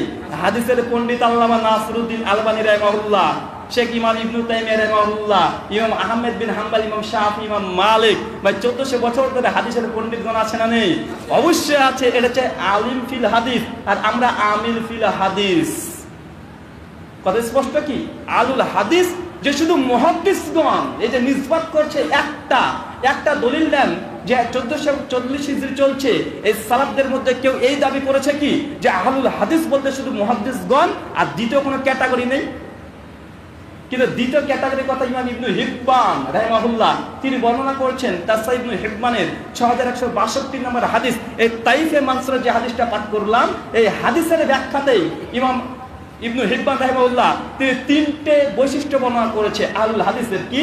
যারা এক হাদিস গবেষণা করে, হাদিস মুখস্থ করে, 1 নাম্বার। 2 নাম্বার, এরা হাদিসের প্রতি আমল করে। আর 3 নম্বর বৈশিষ্ট্য, এরা শিরক এবং বিদআতের মূল উৎপাদন করে। ভাই এটা আমাদের কথা নাকি? সহিহ ইবনে হিব্বান করে দেখেন, হাদিস নম্বর 6162। আহলে হাদিসের 3টে বৈশিষ্ট্য বলেছে। 1, হাদিসকে তাহকিক করবে। 2, হাদিসের প্রতি আমল করবে। আর 3, শিরক বিদআতের মূল উৎপাদন করবে। এটা হচ্ছে আহলুল হাদিসের ফজিলত। কিন্তু সালাফ থেকে একটা প্রমাণ কেউ দেখা যে শুধুমাত্র মুহাদ্দিসগণকে আহলুল হাদিস বলছে, দ্বিতীয় কোনো ক্যাটাগরি নেই। আমরা তো বলছি আহলুল হাদিসের 2টো ক্যাটাগরি আছে, এক আলিম ফিল হাদিস আর একটা আমিল ফিল হাদিস। তো আমরা হচ্ছে আমিল ফিল হাদিস, না হাদিসের প্রতি আমল করি। মুহাদ্দিসগণ আহলে হাদিস, এই কথা সঠিক নয়। 2 শ্রেণীর ব্যক্তিকে বলা হয় আহলুল হাদিস। এটা হচ্ছে একটা মিথ্যাচার যে একদিকে নিসবত করছে। তো সালাফরা দুই দিকে নিসবত করেছে। আরেকটা দলিল নিয়ে নেন, ইমাম আহমেদ বিন হাম্বল রাহিমাহুল্লাহ, 4 ইমামের এক ইমাম, মৃত্যু 241 হিজরি। তার কথা নকল করছে ইমাম খাতিব আল বাগদাদি, তার কিতাবের নাম আল জামে, প্রথম খণ্ড 88 পৃষ্ঠা, হাদিস নাম্বার 144। ঠিক এই কথাতে লিখেছেন যে আহলুল হাদিস হচ্ছে 2 শ্রেণীর ব্যক্তি। যে আহলুল হাদিস বলতে 2 শ্রেণীর ব্যক্তিকে বোঝানো হয়, শুধু মুহাদ্দিসগণ নয়, অবশ্যই মুহাদ্দিসগণ আহলুল হাদিস। এবার এটা যৌক্তিক দলিল, ভাই যুক্তি দেওয়া কি যায় কি যায় না? মানে কোরআন, হাদিস এবং ইজমা। কোরআন থেকে দলিল দিয়েছি ইয়াউমা নাদউ কুল্লু নাসিন বিইমামিহিম, আহলে হাদিসের ফজিলত। বা পেয়েছেন কি পাননি? হাদিস থেকে লা তাজালু, হাদিস। এবার ইজমা থেকে দিলাম কোনটা? 4 জন আমি মুহাদ্দিসের কথা, সালাফের কথা নকল করলাম যে তারা প্রত্যেকে বলেছে আহলুল হাদিস 2 শ্রেণীর ব্যক্তি। 1 শ্রেণীর ব্যক্তি কেউ আজ পর্যন্ত পৃথিবীতে বলেনি। বোঝা গেল মাসলাপতি ইজমা আছে আহলুল হাদিস 2 শ্রেণীর ব্যক্তি। এবার কিয়াস থেকে দলিল যে সাধারণ জনতা আমরা আপনারা আহলুল হাদিস হতে পারি কি পারি না? যারা বলছে পারে না তাদেরকে প্রশ্ন করেন, ভাই আপনি কোন মাযহাব মানেন? তো ভাই আমরা হানাফি মাযহাব মানি। তো কোন হানাফি? ভাই দেওবন্দি, বেরেলভি, চরমনা, শর্ষিনা, ফুলতলি, মাঝভান্ডারি, রাউজানবাগী, দেওয়ানবাগী, কি মানে? কোন হানাফি? তোরা হয়তো বললো আমরা দেওবন্দি মানি, আমরা দেওবন্দি হানাফি, বা দাবি করে কি করে না? এটা লোকানো কথা না, পরিষ্কার তারা বলে ওলেমায়ে দেওবন্দ, তারা জিন্দাবাদ স্লোগান দেয় কি দেয় না? এবার তারা বলছে আমরা দেওবন্দি, ভাই জব দিচ্ছে কি দিচ্ছে না? এবার তাকে প্রশ্ন করেন, ভাই দেওবন্দি কারা? 1867 খ্রিস্টাব্দে উত্তরপ্রদেশে দারুল উলুম দেওবন্দ প্রতিষ্ঠা হয়। তো ভাই ওটা মাদ্রাসার একটা নাম দেওবন্দ। আর যারা মাদ্রাসা থেকে ফারাগাত করছে তারা লেবেল লাগায় দেওবন্দি। কথা বুঝতে পারছেন কি?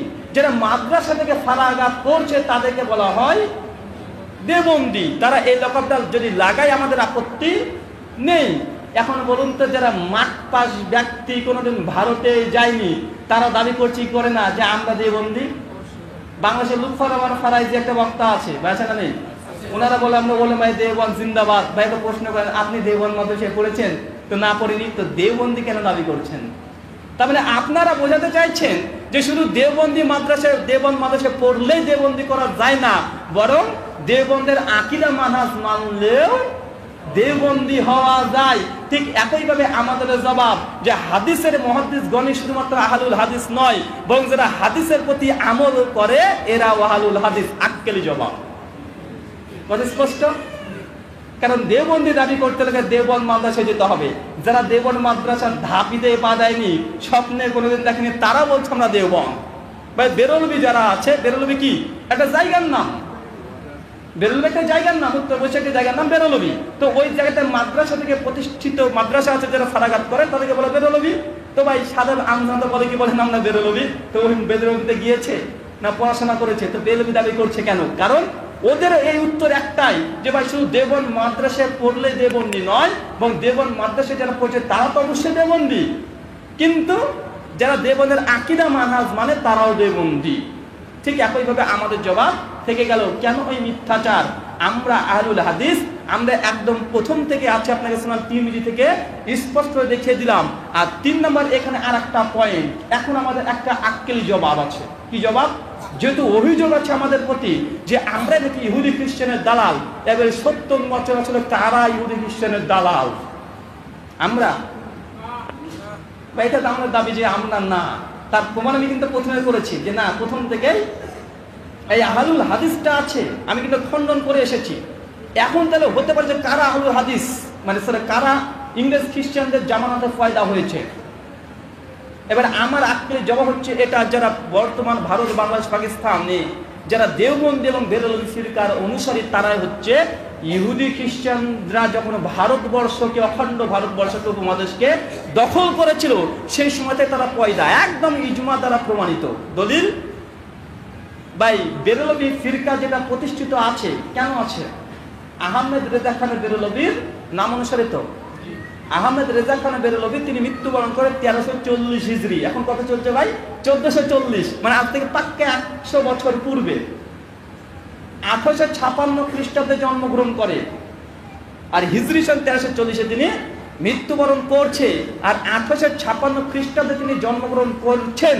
তবে বলুন তো, আহমেদ রেজা খান বেরেলভি ব্যক্তির নাম অনুসারে তো বেরেলভি মাযহাব। এখন বলুন তো, এই ব্যক্তির পূর্বে পৃথিবীতে কোনো ব্যক্তি বেরেলভি বলে দাবি করত? তাদের নামে কোনো মাদ্রাসা ছিল? তাদের কোনো কোরআনের ব্যাখ্যা গ্রন্থ মানে তাফসীর ছিল? তাদের কোনো হাদিসের গ্রন্থ ছিল? তাদের নামে কোনো মাদ্রাসা ছিল? আরে মাদ্রাসা দূরের কথা, পায়খানা ঘর ছিল তাদের নামে। আহমেদ রেজা খান বেরেলভির পূর্বে পৃথিবীতে বেরেলভি বলে পৃথিবীর জমিয়ে কোনো ফিরকা মাযহাব ছিল? যে ছিল না।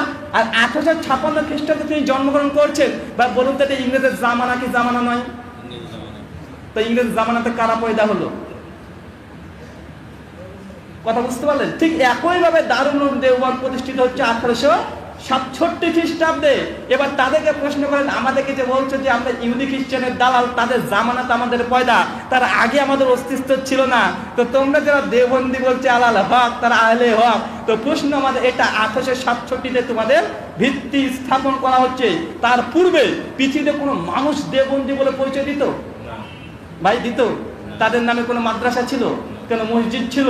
কোন কোরআনের তাফসীর ছিল? পৃথিবীর জমিনে দেওবন্দিদের কোনো খেদমত ছিল ইসলামকে নিয়ে?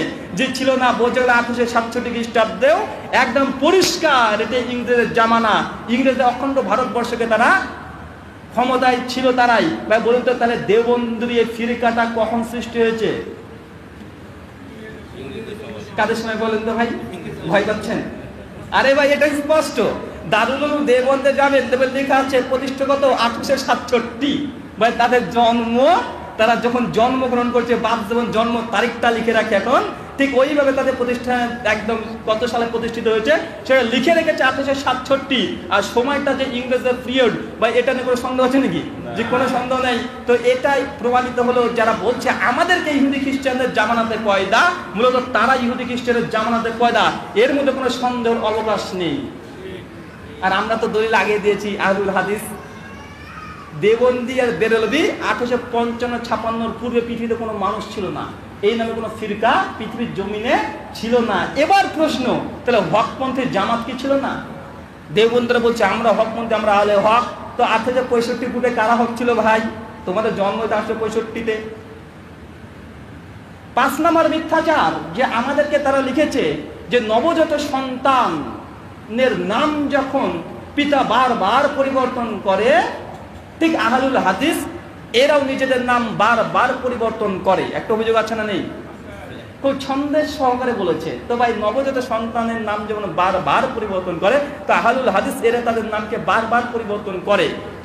বলছে যে কখনো এরা নিজেদেরকে মোহাম্মদী দাবি করে, কখনো এরা আহলে হাদিস দাবি করে, কখনো এরা লা মাযহাবী দাবি করে, মানে অনেকগুলো নাম তারা এইভাবে নকল করেছে। তারপরে বলছে কখনো এরা বলে যে আহলে হাদিস এরা বিভিন্ন দলে এখন বিভক্ত, কখনো বলে জমিয়ত আহলে হাদিস, কখনো বলো আহলে হাদিস আন্দোলন, কখনো বলে আহলে হাদিস যুব সংঘ। ভাই বলুন তো, এর চেয়ে বড় মূর্খর ব্যক্তি আপনার বাংলাদেশে আছে? যারা বলছে জমিয়তে আহলে হাদিস আন্দোলন, যুব সংঘ, সোনামুনি আহলে হাদিস, এগুলো সব নাকি আলাদা আলাদা দল। ভাই এগুলো আলাদা দল ভাই, একটাই সংগঠনের নেতা সবগুলো পরিচালনা করছে, এগুলোকে আলাদা আলাদা দল তৈরি করে দিয়েছে। তো ভাই এটাই যদি অভিযোগ হয় যে আহলে হাদিসকে কখনো নিজেকে সালাফি বলে, কখনো মুহাম্মাদি বলে, কখনো লামাযহাবি বলে, বা কখনো আহলে হাদিস বলে, ঠিক একই জবাব আমাদের পক্ষ থেকে যাবে, একই জিনিস যে তোমরা কখনো নিজেকে হানাফি দাবি করছো, কখনো আসারি মাতুরিদি দাবি করছে না। কেন তারা মাযহাবে হানাফি ফুরি মাসালে, আর যারা আকীদাতে তারা আসারি বা মাতুরিদি। ভাই জানা আছে কি? তো জানা আছে, তারা পরিষ্কার লিখেছে যে আকীদার ক্ষেত্রে ইমাম আবু হানিফা তাকলিদ করা জায়েজ নয়। আকীদা ইমাম আবু হানিফা তার তাকলিদ করে না, আবুল হাসান আসারি মাতুরিদির তারা তাকলিদ করে। তাই তারা কখনো নিজেকে হানাফি দাবি করছে, কখনো দেওবন্দি দাবি করছে, কখনো চিশতিয়া দাবি করছে, কখনো কাদেরিয়া দাবি করছে, কখনো চরমনা দাবি করছে, কখনো আহলে হক দাবি করছে, কখনো বলছে আহলে সুন্নাহ ওয়াল জামাত। তো বলছে কি বলছে না? তো নাম তাদের বিষ্ট আছে না নেই? তো আমাদেরকে বলছেন আমরা সালাফি আহলে হাদিস মুহাম্মাদের নাম দাবি করার জন্য আমরা নাকি মূলত আমাদের পরিচয় ইংরেজদের দালাল। তো ভাই ঠিক একই কথা আপনারও আছে। কখন আপনি হানাফি দাবি করছেন, কখন হচ্ছে আহলুস সুন্নাহ, কখন হচ্ছে সুন্নি, কখন হচ্ছেন দেওবন্দি, কখন হচ্ছেন চরমনাই, কখন হচ্ছে হেফাজতে ইসলাম, আছে না নাই? তো ভাই আমাদের প্রতি অভিযোগ, প্রত্যেকটা বক্তৃতার পূর্বে আর লেখনের পূর্বে আমাদের প্রতি এত বিদ্বেষ ছড়াচ্ছে, আর সাধারণ মানুষ ভাবছে তাই তো, তার জবাব দেওয়া দরকার আছে না নেই? অবশ্যই জবাব দেওয়া এগুলা প্রয়োজন আছে। তার জন্য শুধুমাত্র জবাব দিচ্ছি যে ভাই আমাদেরকে যারা এই আপত্তি করেছে তাদের জন্য জবাব থাকলো আমাদের এগুলো। কেন এই মিথ্যাচার? নাম্বার 5, আমাদেরকে বলা হয় ওয়াহাবি। ভাই বলা হয় কি হয় না? এটা যখন তিনি সৌদিতে জন্মগ্রহণ করে 1703 খ্রিস্টাব্দে, এই মোহাম্মদ বিন আব্দুল ওয়াহাব তিনি সৌদিতে যে কবর মাজার সৃষ্টি হয়ে গিয়েছিল সেই সত্যি ভেঙে চৌচির করে দেশ শিরককে দ্রবীভূত করেছেন সৌদির জমিন থেকে। এই জন্যই ভারত, বাংলাদেশ, পাকিস্তানের যেসব মানুষ এই কবর মাজারের বিপক্ষে কথা বলে তার বলে ওয়াহাবির সন্তান, মানে আমাদেরকে ওয়াহাবি। কথা বুঝতে পারলেন কি? যেহেতু এই কাজটা আব্দুল ওয়াহাব নাজরি করেছেন কোথায়? সৌদিতে। পরবর্তী সময়ে আমাদের ভারতবর্ষে তিতুমির মীর রিশাদ আলী, তিনিও আমাদের উত্তর চব্বিশ পরগনা বাদুরিয়াতে তিনি ওই আন্দোলন করেছিলেন। আর তার জন্য ভারত উপমহাদেশে যারা দেখবেন কবর মাজারের বিপক্ষে কথা বলে, তো কবর মাজারের পক্ষে যারা আছে তারা আমাদেরকে ওয়াহাবি লাগিয়ে দেয়। কেন? ওই ব্যক্তি নিসবাত করে। তবে এবার আমাদের জবাব, এটা হচ্ছে আমাদেরকে এই অভিযোগটা করে, এবার জবাব আমাদের পক্ষ থেকে। তো আমরা কি ওয়াহাবি? ভাই বলুন তো, লাদেনকে কে কে দেখেছেন? এটা হাত তোলেন তো ভাই। সরাসরি না রে ভাই, মানে হ্যাঁ একটু ভিডিও, ছবি, স্বপ্ন কারা কারা দেখেছেন? সবাই বলছেন লাদেনকে দেখেছেন। মানে লাদেনকে কেউ দেখেন নাই? ওর নাম হচ্ছে ওসামা বিন লাদেন। যাকে ছবিতে দেখা যায়, ভিডিওতে দেখা যায়, তার নাম কি? ওসামা। লাদেন ওর বাপ, ওর বাপকে দেখেছেন নাকি? যাকে ছবিতে দিচ্ছে সে কে? ওসামা। আব্দুর রাজ্জাক বিন ইউসুফ। আব্দুর রাজ্জাক বিন ইউসুফ ভাই যে বক্তৃতা দেয় সে কে? আব্দুর রাজ্জাক বিন ইউসুফ কে? ওর বাবা। তো ওসামা বিন লাদেন, তো যে কর্ম করেছে তার নাম কি? ওসামা। মানে যাকে দেখছেন সে ওসামা। আর লাদেন কে? লাদেন বাপ। তো আপনার যখন লাদেনকে দেখেন কিন্তু হাত তুলে দিলেন, ঠিক এখানে ভুলটা অমনটাই হয়েছে। কেন ভাই বলুন তো? মুহাম্মদ ইবনু আব্দুল ওয়াহাব। তো মুহাম্মদ কবর মাজার ভেঙেছে না ওয়াহাব ভেঙেছে? কে ভেঙেছে ভাই? মুহাম্মদ ভেঙেছে। তো আমাদেরকে যদি কেউ এখন নিসবাত করে কর্মের উপরে ভিত্তি করে, যে আমরা যেহেতু কর্মের উপরে ভিত্তি করে আমাদের যে নিসবাত করার নামকরণ করা হয়, আমাদের নাম কি দেওয়া উচিত ছিল?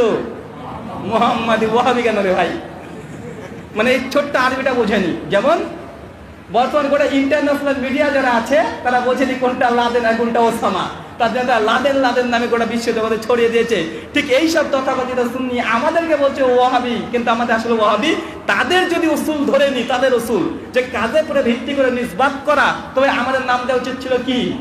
মুহাম্মাদি।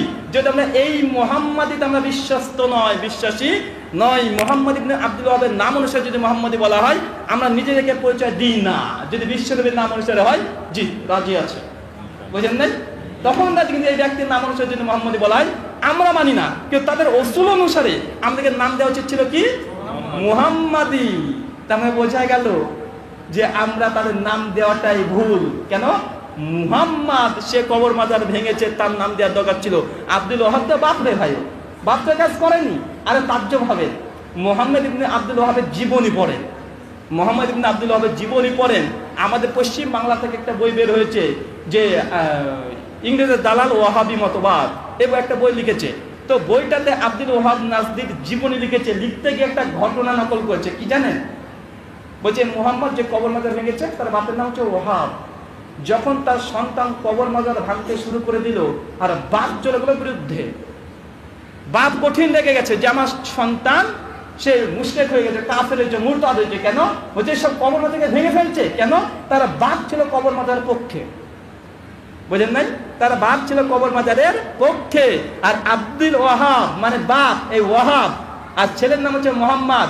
মোহাম্মদ যখন কবর মাজারকে ভেঙে চৌচির করে দিচ্ছে, শিরকের বিদআতের দাওয়াত যখন একসঙ্গে স্পষ্ট হয়ে দিচ্ছে, তখন বাপ তখন তার সন্তানকে ত্যায্য পুত্র সিদ্ধ করে দিয়েছে। তো ভাই বলুন তো, কবর মাজারের পক্ষে যিনি ছিলেন তার নাম কি? যিনি কবর মাজারের পক্ষে ছিলেন তার নাম কি? ওয়াহাব। যিনি কবর মাজারের বিপক্ষে ছিলেন তার নাম কি?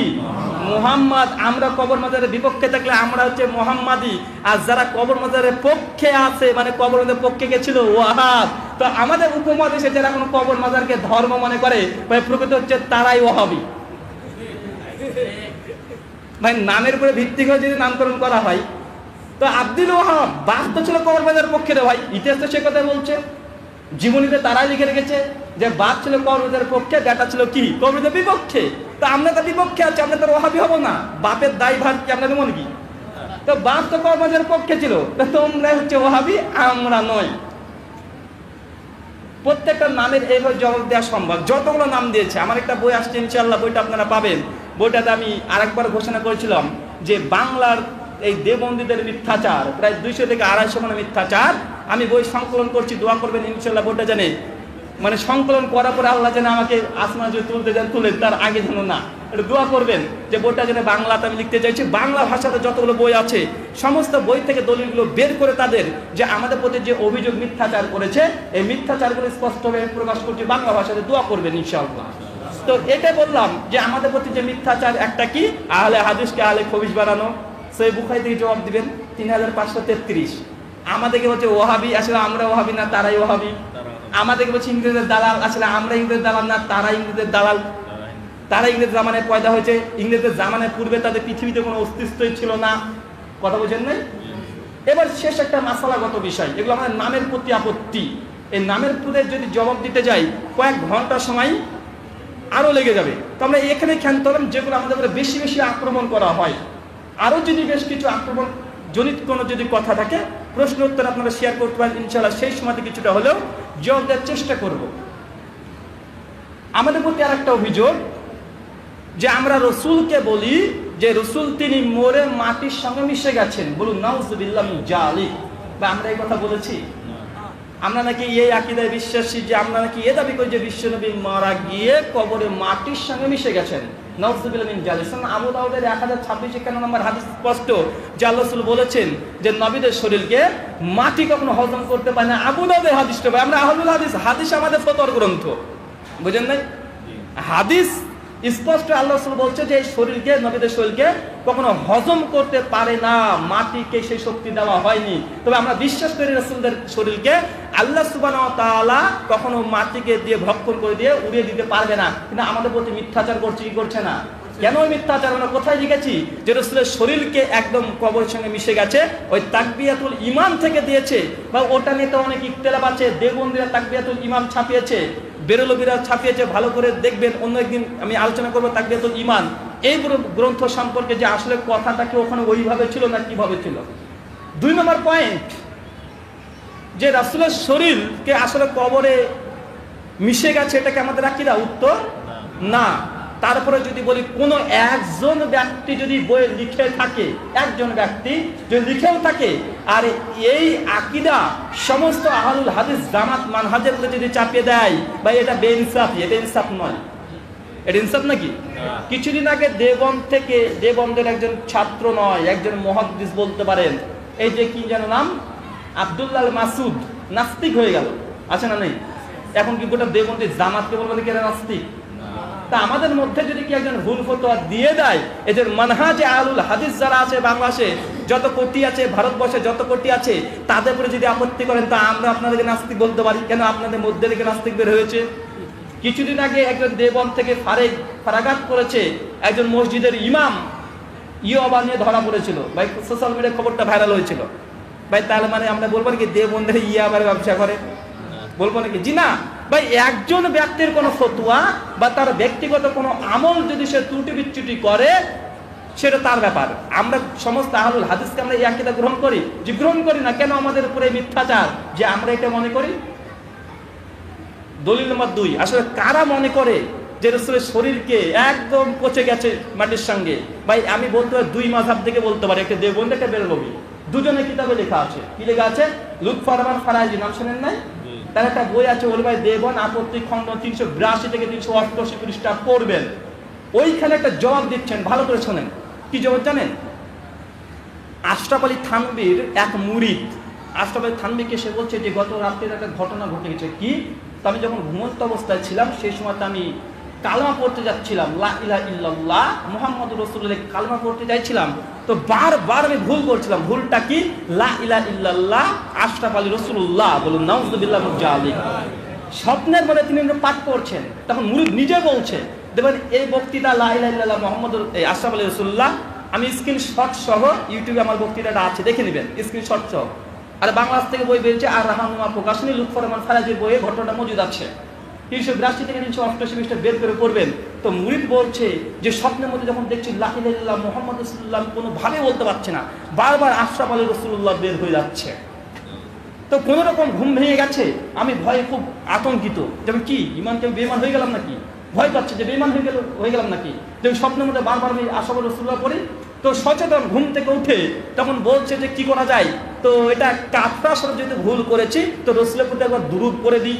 তখন আল্লাহুম্মা সাল্লি আলা সাইয়্যিদিনা মাওলানা আশরাফ আলী রাসূলুল্লাহ আবারও বলছে। এটা জীবন্ত অবস্থায়, ঘুমন্ত অবস্থায় নয়। তিনি বলছেন যে ঘুম ভেঙে গেল, ঘুম ভাঙার পরে আমি কাফরা স্বরূপ দুরূদ পড়তে যাচ্ছিলাম, এবার ঘুম থেকে উঠেও বেটা আশরাফ আলী রাসূলুল্লাহ দুরূদও পড়ছে। চিন্তা করেছেন?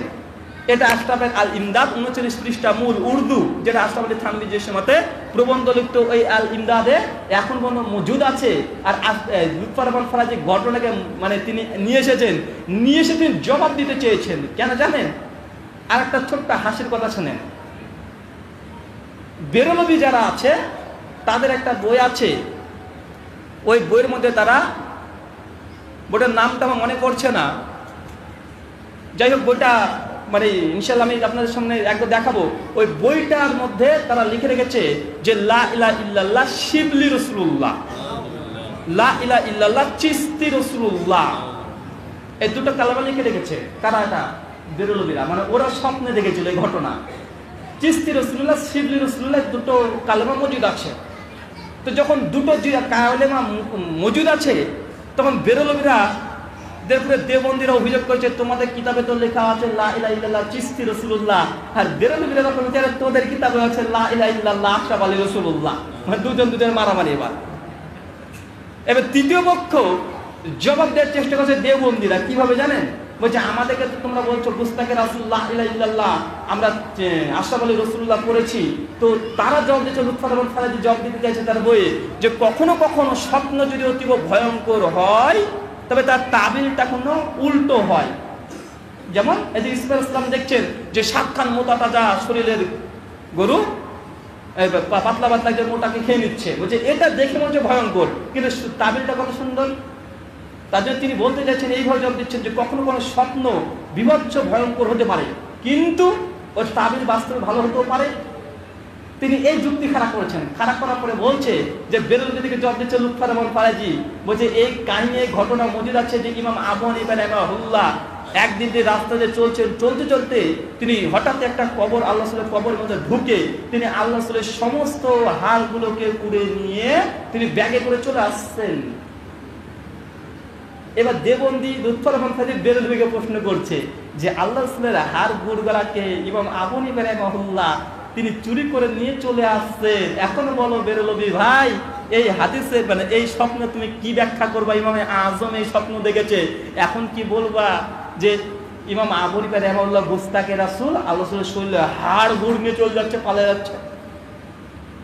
কথা বোঝাতে পারিনি, বুঝতে পারলেন কি? আবার সংক্ষিপ্ততে বলি, বেরলভীদের অভিযোগ দেওবন্দীদের প্রতি, যে দেওবন্দীদের কিতাবে লেখা আছে লা ইলাহা ইল্লাল্লাহ চিশতি রাসূলুল্লাহ। এখন বেরলভীরা বলছে এটা গুস্তাকে রাসূলের কাফের হয়ে গেছে। কেন? এরা এই চিশতি, এই আশরাফ আলী রাসূলুল্লাহ তাদের কিতাবে মজুদ আছে, এটা বেরলভীদের অভিযোগ। তখন লুৎফর রহমান ফারাজি উনি তখন জবাব দিচ্ছেন তার বইয়ে, যে স্বপ্ন কখনো কখনো আপনি ভয়ঙ্কর দেখছেন, কিন্তু তাবিলটা ভালো হতে পারে। ঠিক তখন ঘটনা নকল করছে ইমাম আবু হানিফার জীবনী দিয়ে। ইমাম আবু হানিফা রাহিমাহুল্লাহ তিনি একসময় স্বপ্ন দেখেছিলেন। স্বপ্ন কি? যে আল্লাহ রাসূলের কবরের মধ্যে ঢুকে তিনি হাড়গুলোকে গুছিয়ে নিয়ে আসছেন। তো বলছে এই স্বপ্নটা খারাপ কি খারাপ নাই? বা আল্লাহ রাসূলের হাড় কবরকে খনন করছে, নিয়ে চলে আসছে, এই স্বপ্নটা খারাপ ভালো নয়। কিন্তু ইমাম আবু হানিফা যখন তার শিক্ষককে গিয়ে বলছে যে আমি এমন স্বপ্ন দেখেছি, এর অর্থ কি? তো শিক্ষক বলছে এর অর্থ হচ্ছে এটা, যে রাসূলের বিক্ষিপ্তভাবে সুন্নাত বিভিন্ন জায়গায় ছড়িয়ে আছে, তুমি গচ্ছিত করে নিয়ে আসতে পারবে। বুঝলেন নাই? এখন এইভাবে জবাব দিচ্ছে লুৎফর রহমান বেরলভীদেরকে। তো ভাই বলুন তো, এই যে কবরের মধ্যে রাসূলের শরীর হাড় গুড় চুরি করে নিয়ে আসতে, তো কাদেরা বিশ্বাস করছে যে রাসূল কবরের মধ্যে মিশে গেছে?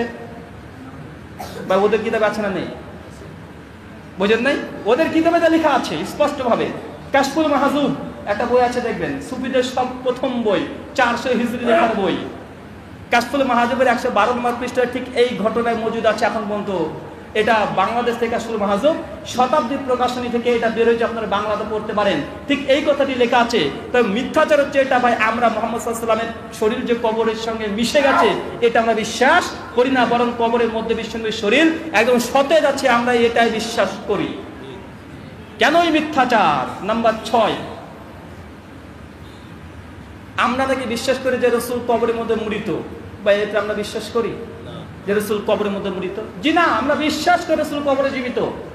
ইমাম বাইহাকি রাহিমাহুল্লাহ মৃত্যু 458 হিজরি, সেই সময় একটা বই তিনি কিতাব রচনা করেছেন হায়াতুল আম্বিয়া ফিল কুবুর, যে সমস্ত আম্বিয়া নবী রাসূলগণ তারা কবরে জীবিত।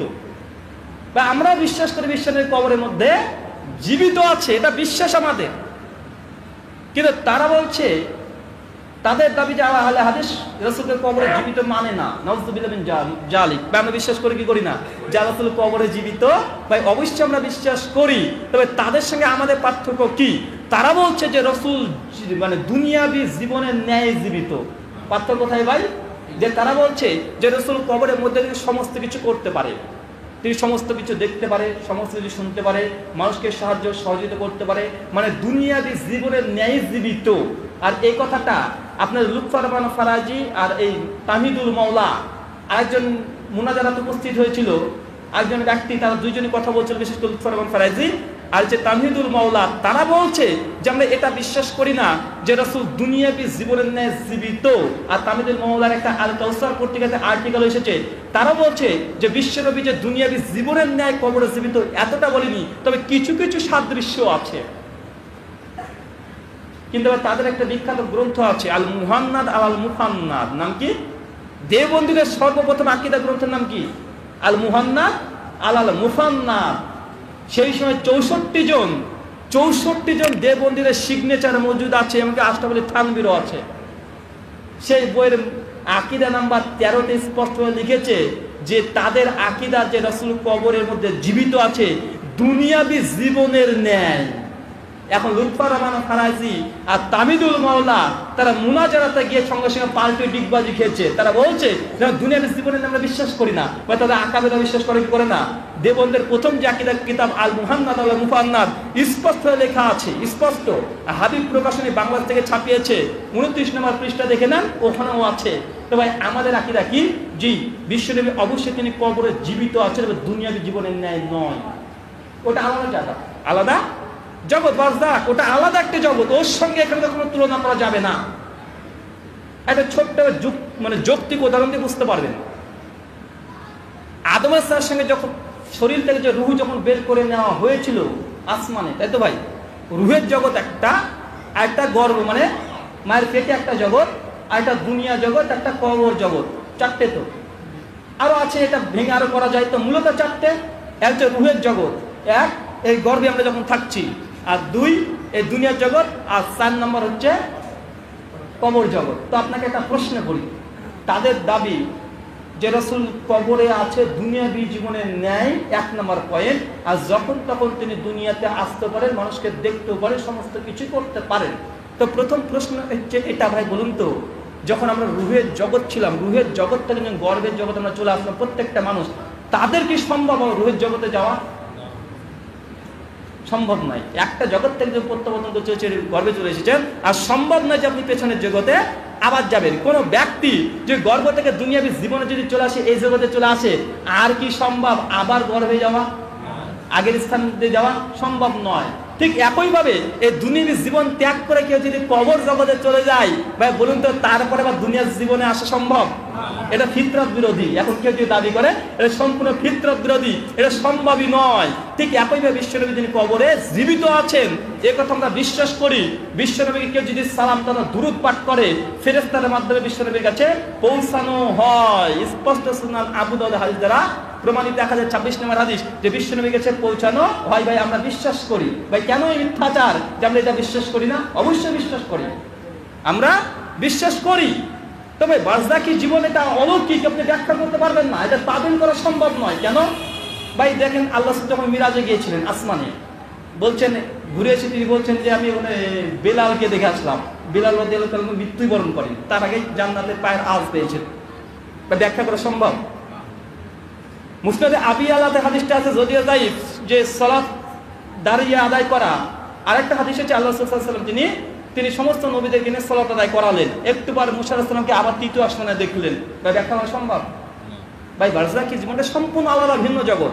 ওটা দুনিয়াবী জগতের ন্যায় নয়, এটা আলাদা জীবন। যেমন এই গর্ভের জগৎটা আলাদা, রুহের জগৎ আলাদা, দুনিয়ার জগৎ আলাদা, কবর জগৎ আলাদা, একটার সঙ্গে আরেকটা কোনো কানেকশন নাই। ঠিক আমরা এটাই বিশ্বাস করি যে রাসূল কবরে জীবিত, অবশ্যই তিনি জীবিত আছেন। তবে তাদের যে মানে আকীদা যে আল্লাহ রাসূল যা ইচ্ছা তাই করতে পারে, সেটা আল্লাহ রাসূল নয়। মানে ওলি আউলিয়া তারা হাত বের করে রুটি শুদ্ধ খাওয়াতে পারে, আছে না ভাই? ভাই আমরা এই সব গেচ্চা কাহিনীর মধ্যে এগুলো তো আমরা অন্তত বিশ্বাস করি না। কেন? আমরা তাহাকিক যদি না হয়, এই মানে এগুলো যে সঠিক যদি খবর যদি আমাদের কাছে না পৌঁছায়, আমরা এটা বিশ্বাস করি না। অথেন্টিক গ্রন্থ যদি না থাকে, এইসব ঘটনা আমরা বিশ্বাস করি না। কথা বুঝতে পারলেন কি? এবার একটা আক্কেলি জবাব, ভাই বলুন তো, আবু জাহেল কবরে জীবিত না মৃত? ভাই বলুন তো, কবরে যখন আপনি মৃত্যুবরণ করেন, আপনি কবরে জীবিত থাকবেন না মৃত অবস্থায় থাকবেন? দেখেন, কবরে আপনাকে যখনই রাখবে, মানুষ যখন চলে আসছে, সমাজে ফেরেশতা এসে আপনাকে বসিয়ে দিবে, মান রব্বুকা। মরা মানুষ না জীবিত মানুষকে বলেন? জীবিত মানুষকে তো প্রশ্ন করবে। আর মানুষ যদি 3টে প্রশ্ন উত্তর দিতে পারে, চতুর্থ একটা প্রশ্ন করবে, তারপরে তাকে শুয়ে দিবে, আর জান্নাত থেকে কবরের সঙ্গে একটা সুরঙ্গ তৈরি করে জান্নাতের সুখ ঘ্রাণ পাবে, ঘুম থেকে উঠবে, আর কিয়ামতের মা, তাই তো? আর যে উত্তর দিতে পারবে না, তার বিধান কি ভাই? তাকে একদম কিয়ামত যতক্ষণ আসছে ততক্ষণ পরে উত্তম মাধ্যম চলছে, মানে আবু জাহেলের পিঠে এখনো পড়ছে। উতবা সাহেবা যতজন আছে, ফেরাউন সবার পিঠে পড়ছে কি পড়ছে না? অবশ্যই পড়ছে। তো ভাই জীবিত না মৃত? আরে ভাই কবরে সবাই জীবিত। ওই দুনিয়াবী জীবনের পরে কবরের জগতে সকলে জীবিত কি জীবিত না ভাই? ফেরাউন আমরা আশা হচ্ছে না? যতগুলো কাফের আছে, যারা কাফের মৃত্যুবরণ করে, তারা জীবিত কি জীবিত নয়? অবশ্যই জীবিত। তো এটা নিয়ে তো খুঁজে ঘা করার কি দরকার? সবাই তো জীবিত রে ভাই।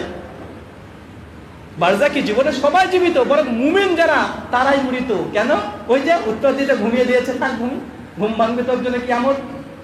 কথা বোঝেন নাই? তবে সবাই জীবিত। তবে আমরা এটা বিশ্বাস করি যে আবু জাহেল বা কাফেররা যেমন জীবিত, আল্লাহ রাসূল তেমন জীবিত নয়। মৃত্যুর পরেও তারা হায়াতে আছে, তবে এক একজন এক একটা পর্যায়ে আছে। যেমন শহীদের ব্যাপারে সহিহ বুখারী মুসলিমে আছে, তারা পাখি মানে তাদের রূহটাকে পাখির সঙ্গে দেওয়া হয়েছে, তারা উড়ে বেড়াচ্ছে জান্নাত। বিশ্ব নবীদের অবস্থান আলাদা জায়গায়। হযরত বেলাল রাদিয়াল্লাহু তাআলা তিনি জান্নাতে ঘুরে বেড়াচ্ছেন, এই যে আল্লাহ রাসূল পায়ের শব্দ শুনেছেন। তো এক একজন কর্মের উপরে ভিত্তি করে যে যার অবস্থানে আছে। কেন? বারজাকি জীবনে মূলত সবাই জীবিত। তো হায়াতুল আম্বিয়া বা হায়াতুল নবী এই দাবি না করে, হায়াত মানে হায়াতের পরে কাফের হায়াত আছে না ভাই? তো এটাও দাবি করে। মূলত দেখেন, এগুলো কিন্তু ইখতিলাফ নয়, কিন্তু এগুলোকে শুধুমাত্র আমাদের বদনাম করার জন্য তারা মিথ্যা প্রচার করছে কি করছে না? জাতির সামনে সঠিক মাসলাটা বলার চেষ্টা করছে না। মিথ্যাচার নাম্বার 7, আর এটা দিয়ে শেষ করব। 7 নম্বর মিথ্যাচার হচ্ছে এটা, বা আমাদের উপরে মিথ্যাচার করা হয় যে আমরা নাকি ওলি আউলিয়ার কারামত বিশ্বাস করি না। এটা আমাদের উপর অভিযোগ, আমরা বিশ্বাস করি না। আরে আমরা বিশ্বাস করি। ওলিদের, আল্লাহর ওলি যারা পরেজগারা মুত্তাকি মুমিন ব্যক্তির মাধ্যমে আল্লাহ সুবহানাহু ওয়া তাআলা কারামত সংঘটিত করতে পারে কিয়ামত পর্যন্ত আমরা বিশ্বাস করি। ভাই কোরআন হাদিসে একাধিক প্রমাণ আছে। সূরা মারিয়াম খুলবেন, আয়াত 25 থেকে 38 পর্যন্ত। মরিয়ম আলাইহিস সালামকে আল্লাহ আসমান থেকে কি দিত ভাই? খাবার দিত কি দিত না? মরিয়ম নবী ছিল নাকি? ওটা কারামতের জন্য। আসলে কাহাফের ঘটনা আছে না? ওটা কারামত কি কারামত না? ওটা তো নবী রাসূল না। আরে কারামত আমরা বিশ্বাস করি। একাধিক ঘটনা আছে, বুখারী মুসলিমে একাধিক হাদিস দ্বারা প্রমাণিত।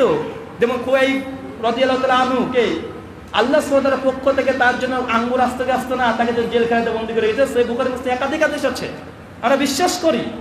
যেমন খুবাইব রাদিয়াল্লাহু তাআলা আনহুর শরীরকে কুরাইশের ব্যক্তি যখন চুরি করে টুকরো টুকরো কাটার জন্য যখন নিয়ে পালিয়ে যাওয়ার জন্য এসেছিল, আল্লাহ সুবহানাহু ওয়া তাআলার পক্ষ থেকে মৌমাছির চাক তাকে ঘিরে দেওয়া হয়েছিল কি হয় নাই? তবে এটা তার জন্য মিরাক্কেল, এটার জন্য কারামত আমরা বিশ্বাস করি কি করি না? বলে আমরা কারামত বিশ্বাস করি। সহিহ বুখারী হাদিস 2207, ওই যে 3জন সাহাবী, 3জন বনী ইসরাঈল, 3জন ব্যক্তির কথা আছে যে তারা তাদের গুনার মাধ্যমে আল্লাহর কাছে দোয়া করেছিল, আর ওই যে পাহাড়ের মুখের গর্তটা একটু একটু করে খুলে গিয়েছিল। ভাই এটা কারামত কি কারামত নয়? আমরা বিশ্বাস করি রে ভাই, বুঝেন নাই? তবে তাদের সঙ্গে আমাদের ইখতিলাফ কোথায়? আমরা যখন কারামতে বিশ্বাস করি, তারা বিশ্বাস করে, তো ইখতিলাফ কোথায়? ইখতিলাফ হচ্ছে এটাই যে আমরা বিশ্বাস করেছি এটা যে আল্লাহ কখনো কখনো মুমিন বান্দাদের মাঝে কারামত সংঘটিত করে দিতে পারে, কিন্তু সে মুমিন ব্যক্তি এটা দাবি করতে পারবে না যে আমি কারামত দেখাতে পারি। মানে এটা নিজের ইচ্ছার ক্ষমতা না। মানে বিশ্বাস যখন তখন তিনি একটা কারামত দেখে দেবে নিজের ইচ্ছাতে, এই এখতিয়ার আল্লাহ তাদেরকে দেয় না। কথা বুঝতে পারলেন? আমাদের কি দেখি যে আল্লাহ সুবহানাহু ওয়া তাআলা যখন তখন যাত্রার মাধ্যমে কারামত সংঘটিত করে দিতে পারে, কিন্তু সেই ব্যক্তি যার মধ্যে কারামত সংঘটিত করে দিচ্ছে, ওই ব্যক্তি নিজেও বুঝতে পারবে না যে আমার দ্বারা এই কাজটা হয়ে গেল। বা যখন তখন ইচ্ছা করলে কারামত ব্যবহার করতে পারবে, এই এখতিয়ার তাকে দেওয়া হয় নি। আমরা এটাতে বিশ্বাস করি। উদাহরণ দুটো দিই কোরআন থেকে। মুসা আলাইহিস সালামের ঘটনা আছে। মুসা আলাইহিস সালামকে আল্লাহ সুবহানাহু ওয়া তাআলা, মুসা যখন থরথর করে কাঁপতেছিল যে মুসা আলাইহিস সালাম, সেই সময় আল্লাহ মুসা তোমার হাতে কি? তো লাঠি, ফেলে দাও, সাবারে সর্বনাশ। মুসা আলাইহিস সালাম ভয় পেছনে চলে এসেছিল, গেছে নাই? বন্ধু মুসা আলাইহিস সালাম জানতেন, দেখেন তার মধ্যে কারামত মানে মুজেজা। মুজেজা হচ্ছে তার মধ্যে, দেখে তিনি নিজে জানে না, বুঝেন নাই? এই আয়াত বা এই ঘটনা প্রমাণ করে যার মাধ্যমে মুজেজা বা কারামত, কারামত শব্দ কোনো হয়েছে নাই, আয়াত শব্দ ব্যবহার করছে নবীদের জন্য, কারামতের জন্য। তো যার মাধ্যমে এই কারামত সব মানে হয়ে যাবে, সে নিজেও জানবে না কখন কি ঘটে গেল, 1 নাম্বার। আর 2 নাম্বার, সে যখন তখন নিজের ইচ্ছে মতো কারামত করতেও পারবে না। তার দলিল দেখেন, ইমাম বাইহাকী রাহিমাহুল্লাহর আল ইতিকাফ প্রথম খণ্ডে 67 পৃষ্ঠাতে একটা ঘটনা আছে, আর সেই বুখারী 67 সংক্ষিপ্ত ঘটনা আছে। আল বিদায় নিহায়াত ইমাম ইবনে কাসির রাহিমাহুল্লাহ নিয়ে এসেছেন। তো ওমর বিন খাত্তাব একদিন মসজিদুল নববীতে তিনি জুমার খুতবা দিচ্ছিলেন, আর খুতবা দেওয়ার সময় তিনি চিৎকার মেরে বলছে যে সিরিয়া তুমি পাহাড়ের পেছনে লুকিয়ে যাও। আর এই ব্যক্তি সেই সময়তে তিনি অনেক দূরে, কমপক্ষে 1000 কিলোমিটার দূর, ওই মসজিদ নববী থেকে 1000 কিলোমিটার দূরে যুদ্ধরত অবস্থায় ছিলেন। আর ওমর বিন খাত্তাব জুম্মার মসজিদে মানে খুতবা দেওয়ার সময় বলছে সিরিয়া তুমি পাহাড়ের নিচে লুকিয়ে পড়ো। আর এই যে ওমর বিন খাত্তাব বলেছে, তার কথাটা ওই সিরিয়া ওই ব্যক্তি ওমর বিন খাত্তাব শুনতে পেয়েছেন, আর সঙ্গে সঙ্গে সেই ব্যক্তি পাহাড়ের নিচে লুকিয়ে গেল। সে আল্লাহ সুবহানাহু পক্ষ থেকে তার উপরে রহম, মানে সে বেঁচে গেল। দেখেন ওমর বিন খাত্তাবের কথা 1000 কিলোমিটার দূর থেকে শুনতে পেয়েছে কে? ওই ব্যক্তি। বা এটা কারামত কি কারামত না?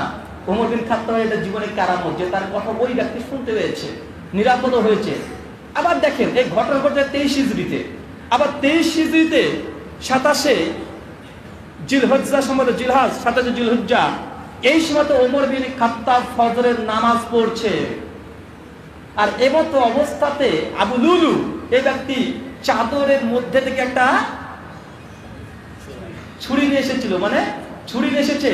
আর ওমর বিন খাত্তাব রাদিয়াল্লাহু তাআলা 23 হিজরিতে দেখেন জিলহজ্জা মাসে বাদ ফজরের সময়তে এই আবু লুলু তিনি কি নিয়ে এসেছেন? একটা ছুরি নিয়ে এসেছেন। ওমর বিন খাত্তাবকে বারবার নামাজ অবস্থায় আঘাত করেছে, ওমর বিন খাত্তাব পড়ে গেছে। অনেকক্ষণ পর যখন তার জ্ঞান চলেছে তখন বলছে কি আবার কি ঘটেছে। ভাই চিন্তা করেন, ওমর বিন খাত্তাব 1000 কিলোমিটার দূরে, তিনি বুঝতে পারলেন এরকম এই ঘটনা হচ্ছে, চিৎকার মেরে বলে তুমি লুকিয়ে পড়ো। অত তার পেছনে দেখেন লুকিয়ে আছে কে, আবু লুলু। সে বুঝতে পারলো না। কথা বোঝেন নাই? এই ঘটনা প্রমাণ করে যে কারামত নিজের ইচ্ছেতে হয় না, কখন ঘটে যাবে বান্দা নিজে বুঝতে পারবে না। আবার নিজে ইচ্ছে করে যখন তখন কারামত দেখাবো, আমরা এই দুটোকে বলি যে এই দুটো প্রমাণিত নয়, কিন্তু আমরা কারামত বিশ্বাস করি কি করি না? জি, আমরা কারামত বিশ্বাস করি। ইমাম ইবনু তাইমিয়া রাহিমাহুল্লাহ, জন্ম 661, মৃত্যু 728, আল নাবুয়াত এবং কারামতের উপরে দুটো আলাদা গ্রন্থ আছে। অনেকগুলো কারামতের কথা তিনি উল্লেখ করেছেন। শেখ সালেহ আল উসাইমিনের আরকানুল ইসলাম, আরকানুল ফতোয়া আছে না, হতে আরকানুল ইসলাম আছে না ভাই, তিনিও দেখবেন 2 জায়গায় কারামতের কথা তিনি উল্লেখ করেছেন। আর কারামত এটা হক, এটা প্রমাণিত, এটা সকলে বিশ্বাস করে। কেন এই মিথ্যাচার? ভাই আমাদের আকীদা তাদের আকীদার মধ্যে পার্থক্য আছে, কিন্তু আমাদেরকে বলছে বিশ্বাসই করি না। ভাই কথাটা মিথ্যা কি মিথ্যা নয়?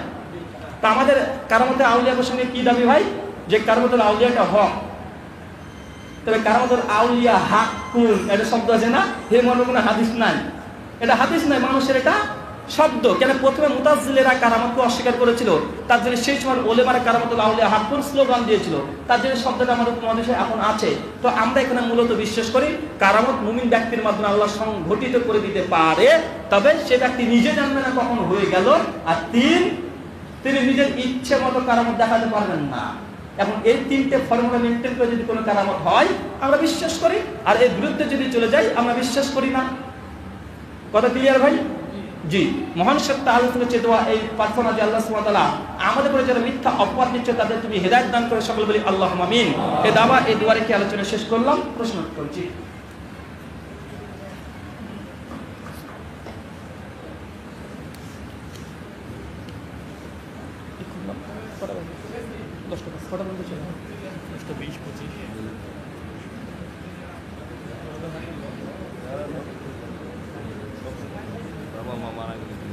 ওয়ালাইকুম আসসালাম রাহমাতুল্লাহি বারাকাতুহু। মিথ্যাচার নম্বর 8, মানে প্রথম যে প্রশ্ন এসেছে এটা একটা মিথ্যাচার অন্তর্ভুক্ত। বলছে বাবা মা মারা গেলে কি তাদের নামে দোয়া করা যাবে? যদি যায় তবে কিভাবে করতে হবে? তাদের একটা অভিযোগ আমরা নাকি দোয়াই করি না, আছে না ভাই? আরে ভাই আমরা দোয়া করি, দোয়া করাটাকে ইবাদত বলে ইসলাম তিরমিজির সহিহ সনদে হাদিসও বর্ণনা আছে। তো ভাই দোয়া করতে হবে তা আমরাও বলি। তো বাবা যদি মা যদি মারা যায় বা মৃত ব্যক্তির জন্য আমরা কি দোয়া করতে পারবো? জি, উত্তর পারবেন। হাত তুলে করতে পারবেন? জি পারবেন। কবর জিয়ারত করতে পারবেন? জি পারবেন। এবার হাত তুলে দোয়া কেমন ভাবে করবেন? সবাই মিলে একসঙ্গে? জি না। কিভাবে? একা একা। দলিল সেই মুসলিম প্রথম খণ্ড 213 পৃষ্ঠা। আল্লাহ মুহাম্মদ সাল্লাল্লাহু আলাইহি ওয়াসাল্লাম একদিন হঠাৎই রাত্রিবেলা গভীর রাত্রে মসজিদুল বাকিতে তিনি চলে গেলেন, আর মৃত ব্যক্তি যারা কবরের মধ্যে ছিলেন তাদের জন্য দোয়া করলেন। ভাই একা না সম্মিলিত? একা।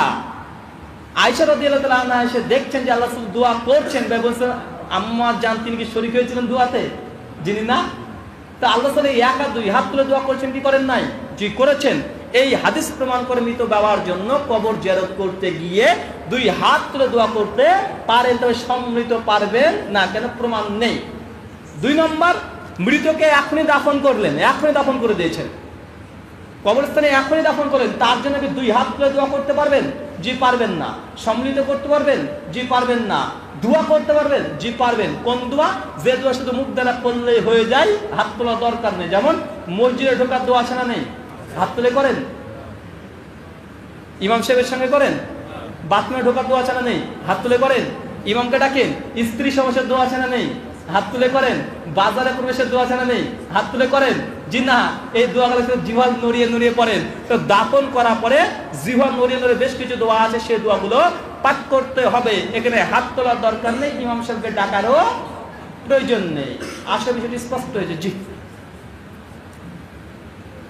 আরেকটা প্রশ্ন করা হয়েছে যে বাবা মা মারা গেলে 40 করা যাবে কি যাবে না, মানে খানা 3 দিন 11 দিন 40 দিন। ভাই আমার জানা মতে আজ পর্যন্ত কোনো হানাফিদের কোনো ফতোয়ার গ্রন্থ পাইনি যে 40কে জায়েজ বলেছে। বরং ফতোয়া ইসলামী প্রথম খণ্ড 600 পৃষ্ঠাতে এটা নিকৃষ্ট বিদআত বলেছে, যে বিদআতকে তারা বলে বিদআতে সাইয়্যা জাহান্নামের বিদআত। বুঝেন নাই? হানাফি মাঝে মধ্যে দুটো বৃহত্তর ভাগ, একটা দেওবন্দি আর একটা বেরলভী। দেওবন্দিতে বিখ্যাত একটা তাফসির আছে, তাফসিরে মারিফুল কোরআন, নাম শুনেছেন? মুফতি শফি সাহেবের লেখা, বাংলাদেশে মহিউদ্দিন তিনি অনুবাদ করেছেন। দেখবেন সূরা বাকারা সূরা নম্বর 2 আয়াত নম্বর 41, পৃষ্ঠা নাম্বার 35, ডান দিকে 15 থেকে 20 নম্বর লাইন দেখবেন, ওখানে স্পষ্ট লিখেছে মৃত ব্যক্তির নামে দুরূদ পড়া, কুলখানি করা, খাতমে খাজেগান আর খাতমে ইউনুস পাঠ করা, আর দুরুদের লাখে, দুরুদের তাজ, দুরুদের কি যে কি আছে সবগুলো পাঠ করা, 40 খানা করা, 11 দিনে খানা দেওয়া, সবগুলো নিকৃষ্ট মানের বিদাত তথা বিদাতে সাইয়্যা। বা কাদের ফতোয়া? হানাফিদের ফতোয়া ফতোয়া স্বামী, দেওবন্দীদের ফতোয়া তাফসিরে মারিফুল কোরআন, আর বেরলভীর ফতোয়া সঙ্গে আহমেদ রেজা খানের বেরলভীর ফতোয়া আছে। তার আহকামে শরিয়ত 274 থেকে 278 পৃষ্ঠা তিনি স্পষ্ট লিখেছেন, এটা স্পষ্ট বিদাত, এটা নাজায়েজ, এটা হারাম। 3টে ফতোয়া দিয়েছে। কয়টা ফতোয়া ভাই? একটা নাজায়েজ, একটা বিদাত, একটা হারাম। বলছে 40 খানা করে একটা হারাম। কেন? সালেফে সালেহিন থেকে প্রমাণিত নয়। তবে খুঁজে পেলাম না যে আসলে যে সমাজে চলছে তো কাদের ফতোয়ার জোরে চলছে। বেরলভীরাও বলছে এটা বিদাত, দেওবন্দীরা বলছে বিদাত, হানাফিরা বলছে বিদাত, আহলুল হাদিস আমরা বলছি বিদাত। তো চলছে কিভাবে? সবাই তো ফতোয়ার কিতাবে লিখেছে নাজায়েজ হারাম, বেদাত করলে জাহান্নামে যাবে, কিন্তু চলছে কিভাবে এটা এখন পর্যন্ত উদ্ধার করতে পারলাম না। যেমন এদের পায়ের সঙ্গে পা লাগানো হাদিস তো কোরআন হাদিস দ্বারা প্রমাণিত, কিন্তু পায়ের সঙ্গে পা লাগাতে হবে না, না হাদিস পাচ্ছি না হানাফিদের ফতোয়া গ্রন্থে পাচ্ছি, হুজুর মুখ দ্বারা বলছে তাই। মানে ফতোয়ার কিতাবে লেখা যে 4 ইঞ্চি ফাঁকা করে দাঁড়াতে হবে, কিন্তু শুধু মুখ দ্বারা বলছে না, ঠেকানো যাবে না। জি, মৃত ব্যক্তির নামে 40 খানা করা, এটা কোরআন হাদিস দ্বারা প্রমাণিত নয়, সাহাবী থেকে প্রমাণিত নয়, তাবেঈন থেকে প্রমাণিত নয়, 4 ইমাম থেকে প্রমাণিত নয়, হানাফি, দেওবন্দি, বেরলভী থেকেও প্রমাণিত নয়। অতটা মুসলিম উম্মার ইজমা দ্বারা প্রমাণিত। এটা করলে গুনাহ হয়, না করাটাই ভালো, মানে না করাটাই এটা ইসলাম। আসলে বিষয়টি স্পষ্ট। জি,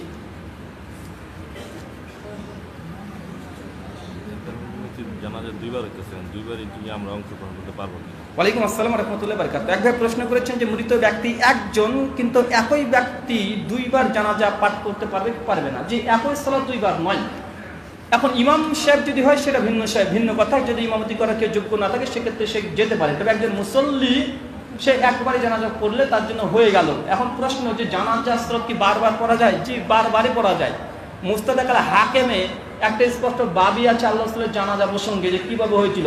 তা আল্লাহ রাসূলের জানাজা একবারে হয়নি, অনেকবার হয়েছিল। বোঝেন নাই? এই হাদিসে প্রমাণ করে জানাজার নামাজ যদি একবার জামাত হয়ে যাওয়ার পরে আবার জামাতবদ্ধ হয়ে জানাজা আদায় করতে পারে। আপনি ছিলেন বাইরে, বিদেশে ছিলেন, আপনি যদি দেখা যাচ্ছে বাপের জানাজা করতে পারেননি, 2 দিন পরে সে উপস্থিত হচ্ছেন, যদি ইচ্ছে করেন আপনি একা আপনার বাপের জানাজা করতে পারেন। দলিল সহিহ বুখারীতে ওই যে সেই ঘটনায় যে বুড়ি মেয়ে মারা গিয়েছে, সাহাবীদেরকে বলছে আল্লাহ রাসূল যে মেয়েটা মারা গেল আমাকে খবর দিলে না? ওরা বলছে আল্লাহ রাসূল ভয় করছিলাম যে কোনো বিপদ না জানি হয়, আল্লাহ রাসূল আমাকে ওই মেয়েটির কবরস্থানে নিয়ে চলো, বা লাশ দাফন হয়েছে কবে? রাত্রিতে। পরের দিন আল্লাহ রাসূল বলছে আমাকে ওই কবরস্থানে নিয়ে চলো। আল্লাহ রাসূলকে জানাজা সালাত আদায় করেছিল কি করে নাই? করেছিল। তাই আপনিও যদি 2 দিন পরে যদি সৌদি আরব থেকে আসেন বা প্রবাসে ছিলেন, বাপ মা প্রতিবেশী মারা গেছে, আপনি একা গিয়ে জানাজা আদায় করতে পারেন। এটা সহিহ বুখারী মুসলিমের একাধিক হাদিস দ্বারা প্রমাণিত। জি, সহজে জান্নাত পাওয়ার মাধ্যম কি? জি, পীর ধরতে হবে। জি না, পীর না। সহজে যদি জান্নাত যেতে চান, এই মুসলিম কিতাবুল ঈমান হাদিস 15, 16, 17, 18, 21, 22 আর মুসনাদ আহমদ আর বিস্তারিত এসেছে। আল্লাহ রাসূলকে এই কথাটা বলছে একজন সাহাবী, জনৈক সাহাবী, তার নাম উল্লেখ না। আল্লাহ রাসূলকে বলছে ইয়া রাসূলুল্লাহ আমি জান্নাত যেতে চাই, বলেন তো কি করতে হবে? অত শুধু বুঝি না, জান্নাত যেতে চাই। আল্লাহ রাসূল বলছে ঠিক আছে, আল্লাহর ইবাদত করবেন, আর সঙ্গে শিরক করবেন। 1, 2 প্রতিদিন যথা ওয়াক্তে 5 ওয়াক্ত সালাত আদায় করবে। 3 সামর্থ্য থাকলে হজ যাকাত দেবে, সামর্থ্য থাকলে হজ করবে, রমাজান মাস পরে সিয়াম পালন করবে, হালাল গ্রহণ করবে, হারাম বর্জন করবে। কটা ভাই? টোটাল 6টা। এই কথা বলার পরে সেই সাহাবা রাদিয়াল্লাহু তাআলা বলছে ইয়া রাসূলুল্লাহ ওয়াল্লাহি আল্লাহর কসম আমি আর বেশিও করব না কমও করব না। চলে যাচ্ছে। আল্লাহ রাসূল বাকি সাহাবীকে যে জান্নাতি ব্যক্তি দেখবে, তো জি দেখবো। বলছে ওই যে ব্যক্তি চলে গেল ওই ব্যক্তি জান্নাতে যাবে। কেন? বলছে আল্লাহি আল্লাহর কসম আল্লাহ রাসূল আপনি যতটা বলেছেন তার বেশিও করব না কমও করবো না। করবে কি? এই 6টা জিনিস। 1, আল্লাহর ইবাদত করবে, কবর মাজারে সিজদা দিবে, মানে শিরক করবে না। আল্লাহর ইবাদত করবে, কবর মাজারে সিজদা দিবে না। আল্লাহর ইবাদত করবে, পীরের পায়ে গিয়ে চুমো দিবে না। আল্লাহর ইবাদত করবে, গরু ছাগল মাজারে যাবে না, মসজিদে আসবে। এটা হচ্ছে আল্লাহর ইবাদত করা আর শিরক না করা। 2, প্রতিদিন যথাবাক্যে 5 ওয়াক্ত সালাত আদায় করবে, মানে সে ব্যক্তি কিন্তু বলেনি যে তাহাজ্জুদ আদায় করব, 5 ওয়াক্ত সালাত আদায় করবে। 3, সামর্থ্য থাকলে যাকাত দেবে, সামর্থ্য থাকলে হজ করবে, রমজান মাস পেলে সিয়াম তথা রোজা পালন করবে, হালাল গ্রহণ করবে, হারামকে বর্জন করবে, এই ব্যক্তি জান্নাতে চলে যাবে। 1440 বছর পূর্বে আল্লাহ সার্টিফিকেট দিয়েছে, তা বিশ্বাস করেন? করে। তার মানে আরেকটা জিনিস প্রমাণ হয় এখান থেকে, এই হাদিস থেকে, বেশিও করবো না কমও করবো না। তো হুজুর থেকে জিজ্ঞেস, হুজুর 40 খানা কি রাসূল করেছে? জি করেনি। বিরাত করেছে? জি করেনি। কিয়াম করেছে? না করেনি। তো কেন করছেন? তো এগুলো তো বিদাত। হ্যাঁ এগুলো বিদাত, তবে বিদাতে হাসানা, বুঝলেন না ভাই? উনি বলছেন যেগুলো বিদাত, তবে বিদাতে হাসানা। তবে বিদাত কাকে বলে? উনি নিজে স্বীকার করে কি যেগুলো রাসূলের যুগে ছিল না, সাহাবীর যুগে ছিল না, সেগুলো বিদাত। তবে পরবর্তী সময়ে কিছু বিদাত আবিষ্কার হতে পারে, যেগুলো বিদাতে হাসানা হতে পারে, সাইয়্যা হতে পারে, এটা তাদের সংজ্ঞা। তাকে জিজ্ঞাসা করেন যে ভাই এই যে মিলাদ পাঠ করছেন কেন? এটা মুস্তাহাব, এটা করলে নেকি আছে, না করলে গুনাহ নেই। বলে কি বলে না? তার মানে বোঝে গেল তাদের ফতোয়া অনুসারে যে আমরা মিলাদ করি না, অন্তত গুনাহের কাজ করছি না, বুঝলেন না? কারণ ওদের তো এটাই ফতোয়া যে মিলাদ কি আমরা মুস্তাহাব কাজ, করলে নেকি আছে, না করলে গুনাহ নেই। তো আমরা অন্তত করছি না, অন্তত গুনাহ করছি না। আর আল্লাহ সাল্লাল্লাহু হাদিস বেশিও করবা না কমও করবা না, মিলাদের কথা তো আল্লাহ সাল্লাল্লাহু হাদিসের মধ্যে বলেওনি, করছি না ইনশাআল্লাহ জান্নাত যাব। আর ওরা বলছে এটা বিদাতে হাসানা। ভাই যদি বিদাতে হাসানা যদি কোনো ক্রমে বিদাতে সাইয়্যা হয়ে যায়, খবর আছে ওদের। ভাই রিস্কে কারা আছে? ভাই তো রিস্কে কারা আছে? ভাই তারাই আছে রে ভাই। ওরা বলছে তাদের গবেষণা, না মিলাদটা বিদাতে হাসানা, কিয়ামটা বিদাতে হাসানা, শবে বরাত এটা বিদাতে হাসানা, এইভাবে তারা বিদাতে হাসানা নিজেরা সিল মারছে। আল্লাহর কাছে যদি বিদাতে সাইয়্যা হয় বলেন তাহলে কুল্লু বিদাতুন দালালা, প্রত্যেকটা বিদাতই গোমরাহি, আর গোমরাহি পরিণাম জাহান্নাম। সূরা নাসাই হাদিস নম্বর 1578, কিতাবুল ইদায়িন। তো ভাই যদি রিস্কে থাকে তারা আছে, আলহামদুলিল্লাহ আমরা তাদের ফতোয়াতে আমরা গুনাহ অন্তত করছি না। জি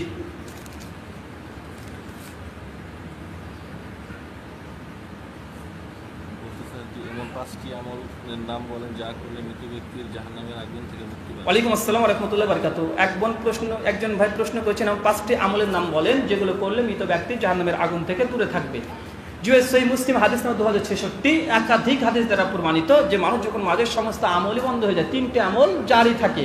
তার মধ্যে একটা এটা করতে পারেন, আপনার বাপ যদি আলেম হয়, বাপের যদি লেখা কোনো বই থাকে, আপনি সন্তান, সে বইগুলোকে আপনি প্রেস থেকে ছাপিয়ে দিয়ে আপনি ফ্রি বিতরণ করে, ইনশাআল্লাহ বই পড়ে যদি কেউ হিদায়াত পায়, আপনারা বাপ কবরের একটা অবশ্যই নেকি তাকে দেওয়া হবে। 2, যদি কিছু করতে চান, সবচেয়ে আপনার বাপের জন্য উপকারী হচ্ছে এটা যে বেটা যদি নেককার পর্যায়ের ছেলে মেয়ে সন্তান যদি হয়, আত্মীয় স্বজন বন্ধু বান্ধবী যদি দুয়া তার জন্য করে খাসভাবে, তবে কবরের সবচেয়ে এটা তার জন্য শক্তিশালী একটা মজবুত দলিল হয়ে দাঁড়ায়। আর 3 নম্বর সাদগায়ে জারিয়া। সাদগায়ে জারিয়া মানে 40 খানা নয়, সাদগায়ে জারিয়া মানে একটা মসজিদ নির্মাণ করে দেন, যদি আপনার বুকে যে দম থাকে, যে টাকা পয়সা থাকে, একটা গোটা মসজিদ নির্মাণ করে দেন। যদি না থাকে, মসজিদের কোনো একটা কাজে অংশগ্রহণ করেন। যদি তাও না পারেন তো একটা ইট একটা কিনে দেন, তাও না পারলে একটা টিন কিনে দেন, যা ইচ্ছা তাই করেন। যেই সাদগাটা অনন্তকাল মানে অসংখ্য দিন পর্যন্ত থাকতে পারে। যেমন মসজিদে আপনাদের দেখা যাচ্ছে কি নেই, টিউবওয়েল নেই, আপনি মসজিদে টিউবওয়েল দান করলেন, কিছু বদনা দিলেন, মানে এইসব সাদগায়ে জারিয়া করেন। এই কর্মগুলো আমার একটা আলাদা বক্তৃতা আছে, মৃত ব্যক্তিদের জন্য জীবিতদের করণীয়। ইন্টারনেটে যাবেন, বাংলাতে লিখবেন মৃত ব্যক্তিদের জন্য জীবিতদের করণীয়, 1.5 ঘন্টা একটা আলোচনা আছে, ওখান থেকে শুনতে পারেন। 39টা করণীয় আছে, একটা একটা করে বলে 39টা লাগবে। তো তার মধ্যে এগুলো আপনি করতে পারেন। আসলে সেটা স্পষ্ট হয়েছে। জি পীর ধরা সম্পর্কে হাদিস কি বলে? পীর ধরা কি অবশ্যই জরুরি? জি, পীর ধরা অবশ্যই জরুরি। পীর ধরা ফরজ, না ধরলে জাহান্নামে যাবেন, না ধরলে আপনি বেঈমান বলে বিবেচিত হবেন। যেমন দেওয়ানবাগী পীর, তাই বলেন, একে ধরা ফরজ কি ফরজ নয়? একে না ধরলে, একে যদি মনে মনে অন্তর থেকে ঘৃণা না করেন, আর আপনি যদি শাসক হন, তাকে যদি হত্যা না করেন, ভাই বলেন তো আপনি ইমান না বেঈমান? বেঈমান বলে থাকবেন। তো ভাই পীর ধরা, কিছু কিছু পীর আছে এগুলো ধরা ফরজ, আর কিছু কিছু পীর আছে এটাকে ইসলাহ করা ফরজ। বুঝেন নাই?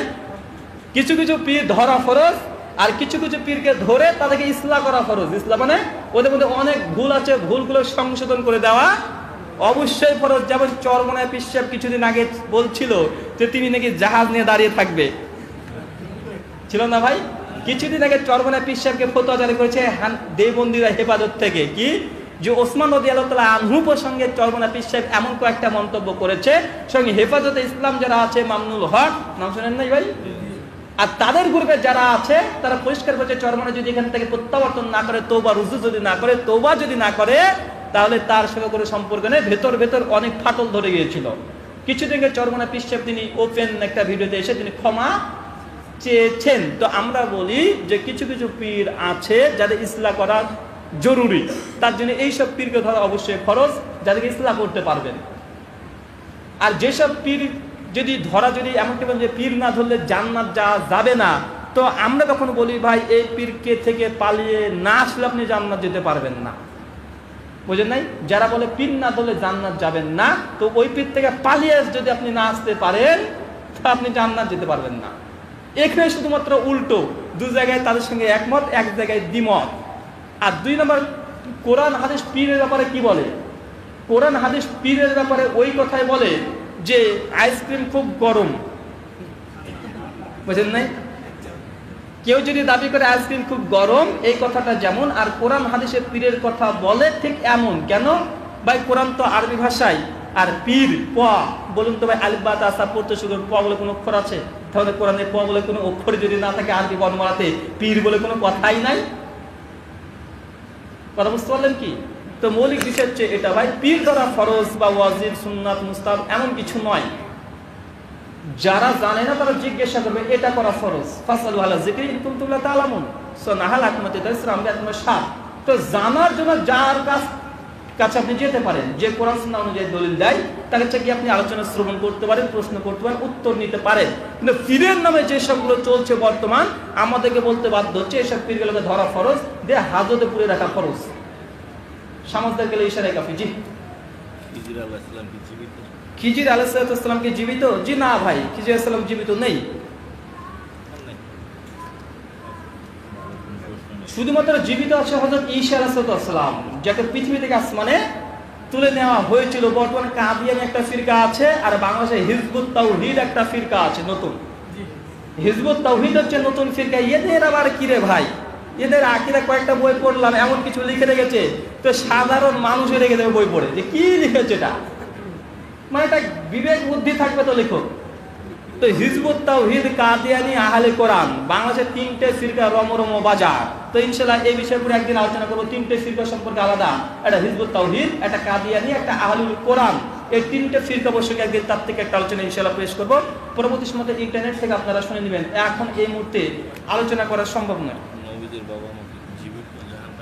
নবীজির বাবা মা জান্নাতি না জাহান্নামী? ভাই এই বিষয়ে প্রশ্নের ব্যাপারে শুধুমাত্র আবি খাতিব আল বাগদাদি রাহিমাহুল্লাহ, মৃত্যু 463 হিজরি, তিনি কেবলমাত্র শুধু বলেছেন তার তারিখে বাগদাদ, একটা কিতাব আছে 13 খণ্ডে, একটা ঘটনা নিয়ে এসেছেন। যে ঘটনাতে বলা হচ্ছে এটা যে বিশ্বনবী মুহাম্মদ সাল্লাল্লাহু আলাইহি ওয়াসাল্লাম একদিন হঠাৎই তার বাপ মার কবর কাছে চলে আসলেন। কবরের কাছে এসে আল্লাহর কাছে দোয়া করলেন যে আল্লাহ, আমার বাপ মা তো মৃত্যুবরণ করেছে, তো আল্লাহ তাদের বাপ মাকে নাকি রূহ আবার ফিরিয়ে দিয়েছিলেন, তাদেরকে উঠিয়ে বসানো হয়েছিল, এবারে কালেমা পাঠ করে আবার মুমিন অবস্থায় মৃত্যুবরণ করেছে।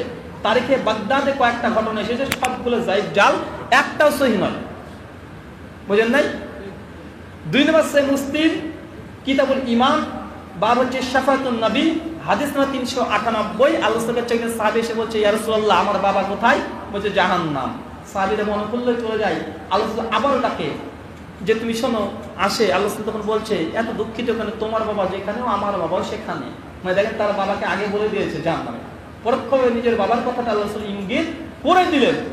আল্লাহ রাসূল তার মায়ের জন্য দোয়া করার জন্য আল্লাহর কাছে প্রার্থনা করলেন। সূরা তাওবা 73 113 দুটো আয়াত অবতীর্ণ করলেন। আল্লাহ সুবহানাহু ওয়া তাআলা জিনা মুশরিকের জন্য দোয়া করা এটা বৈধ নয়।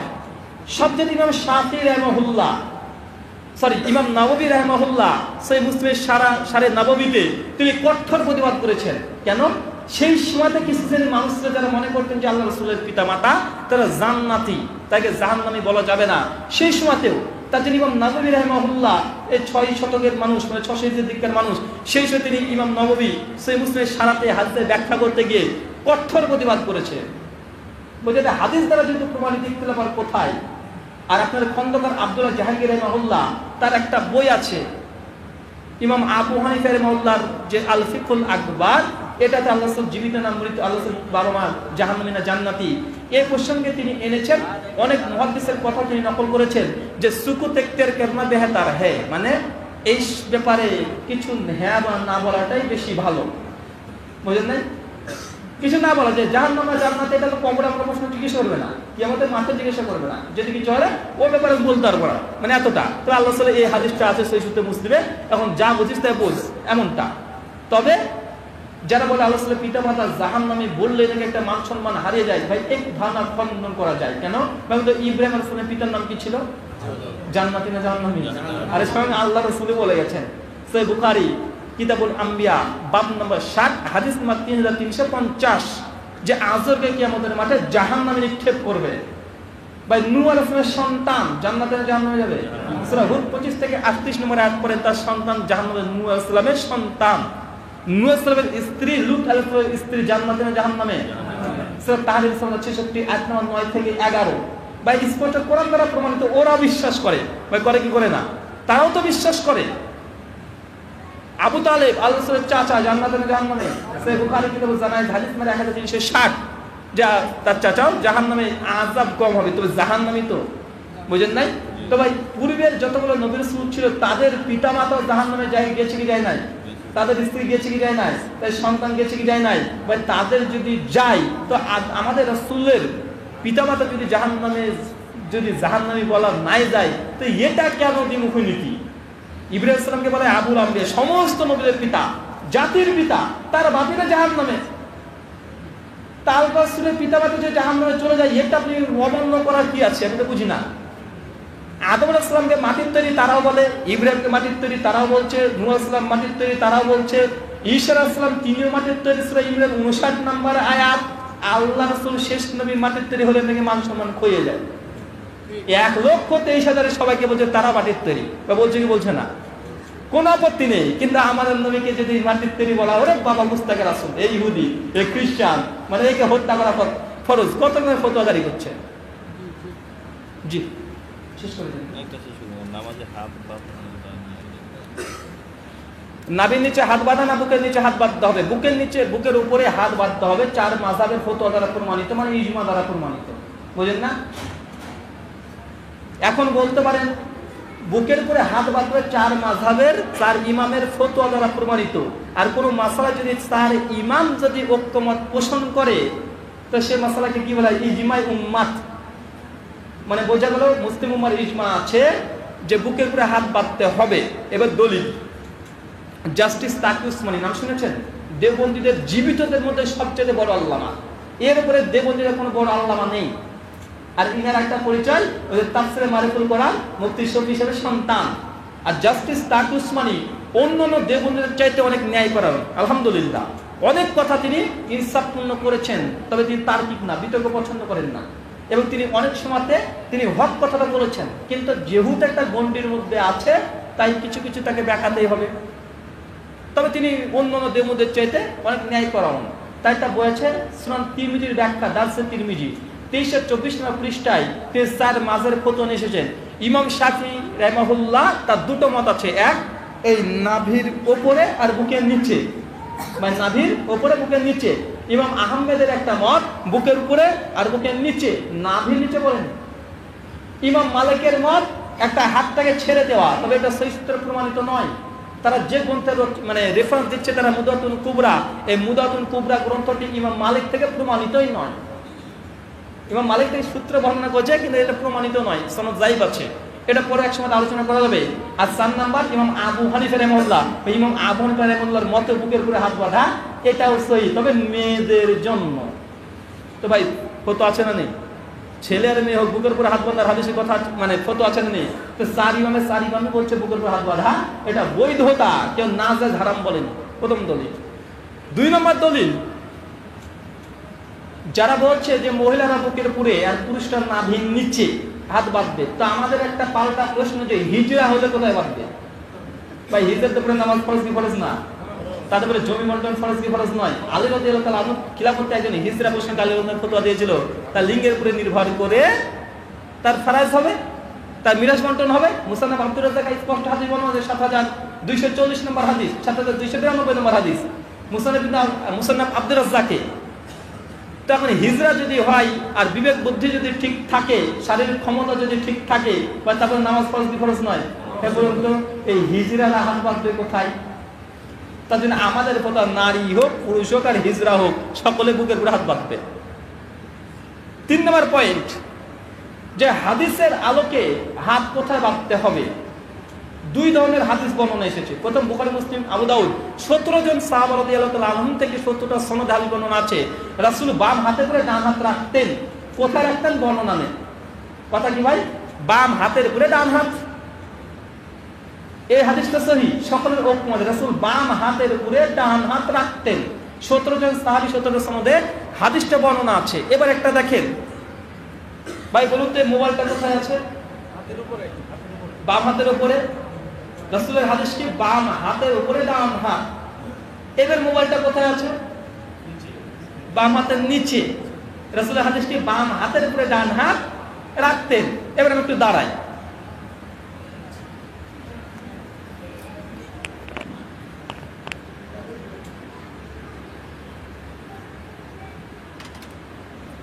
এই যে হাত পাতা নিয়ম, তাই তো প্রচলিত এইভাবে তো ভাই। তো ভাই বলুন তো এইভাবে এটা কি? বাম হাতের উপরে ডান হাত আছে না বাম হাতের নিচে? বলেন, বাম হাতের নিচে তো।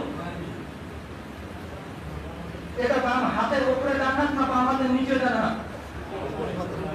আবার দেখেন, বাম হাতের নিচে ডান হাত তারা পাচ্ছে না, বাম হাতের উপরে ডান হাত পাচ্ছে। বাম হাতের নিচে। হাদিস কি বাম হাতের উপরে ডান হাত। সমস্ত ওলেমারা একমত, হাদিস একমত, রাসূল বাম হাতের উপরে ডান হাত রাখতেন, বাম হাতের নিচে নয়। তো যারা নাভির নিচে হাত পাচ্ছে তারা কখনোই বাম হাতের উপরে ডান হাত রাখতে পারবে না। বাম হাতের উপরে ডান হাত যদি রাখতে গেলে এইভাবে রাখতে হবে। কি বোঝেন? এইভাবে। কিন্তু আপনি বুকের উপরে বেঁধে দেন, দেখেন বাম হাতের উপরে ডান হাত আসে কি আসে না? তো জাহির দিয়ে হাদিসের জাহির দ্বারা প্রমাণিত যে বাম হাতের উপরে ডান হাত রাখতে গেলে আপনাকে বুকের উপরে হাতটাই বাঁধতে হবে। কিন্তু নাভির নিচে হলে বাম হাতের নিচে ডান হাত হয়, বাম হাতের উপরে নয়। 1 নম্বর দলিল। 2 সহিহ বুখারী হাদিস 740, সাল বিন সাদ রাদিয়াল্লাহু তাআলা আনহু সূত্রে হাদিস বর্ণনা, যে রাসূল বাম হাতের উপরে মানে বাম জেরা পরে ডান জেরা তিনি বাঁধতেন। জেরা শব্দের অর্থ সকলে একমত। হাতে 3টে অংশ, একটা এখান থেকে এতটাকে বলে ইয়াদ, এখান থেকে এতটাকে বলে জেরা, এখান থেকে এতটাকে বলে রুশগু। হাদিসের ভাষাকে জেরা পরে রাখতে হবে। জেরা কোনটা আপনি এবার মানে অজুর অধ্যায় করেন, অজুর হাদিসে স্পষ্ট। আমরা জেরা পর্যন্ত ধুই কি ধুই না?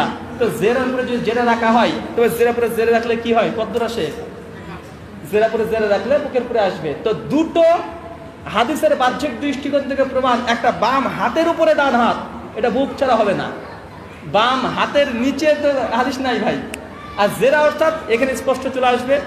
3 নম্বর দলিল, সাহিহ ইবনে খুজাইমা হাদিস না 479, ওয়ালিদ বিন হুজর রাদিয়াল্লাহু তাআলা আনহু সূত্রে হাদিস বর্ণনা, যে রাসূল বাম হাতের উপরে ডান হাত রেখে আলা সাদরি বুকের উপরে বাঁধতেন। মুসনাদে আহমদ হাদিসটা আরেকটা হচ্ছে মানে হুল তাইশ সূত্রে হাদিস বর্ণনা আছে, সিমাক বিন হারবের সূত্রে 17102, সেখানে ডান হাতের উপরে বাম হাত বুকের উপরে রাখতেন। সুনান আবু দাউদের মুরসাল হাদিস 759 নম্বর হাদিস, বাম হাতের উপরে তিনি ডান হাত রাখতেন, আলা সাদরি বুকের উপরে বাঁধতেন। এখন কিছু কিছু ওলেমা বলছে, বিশেষ করে যারা মাসলাকে হানফি, তারা বলছে যে সাহিহ ইবনে খুজাইমা 479 নম্বর হাদিসটা যায়িফ। কেন?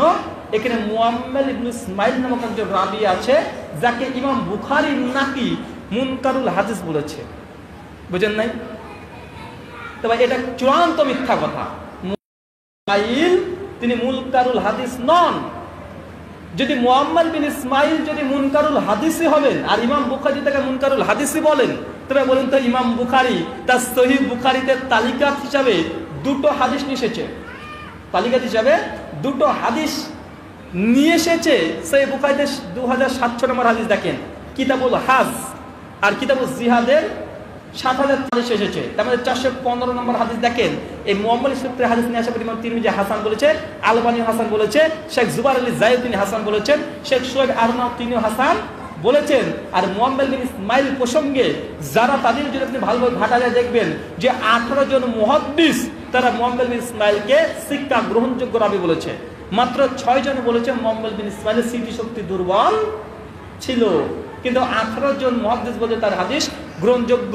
আর সমস্ত যারা জিয়াদ শাস্ত্র বলে উসুলে হাদিস যারা বোঝেন তাদেরকে জিজ্ঞাসা করেন যে সিক্কা রাবি যখন কোনো কিছু যদি অতিরিক্ত বর্ণনা করে সেটা গ্রহণযোগ্য হয়ে যায়।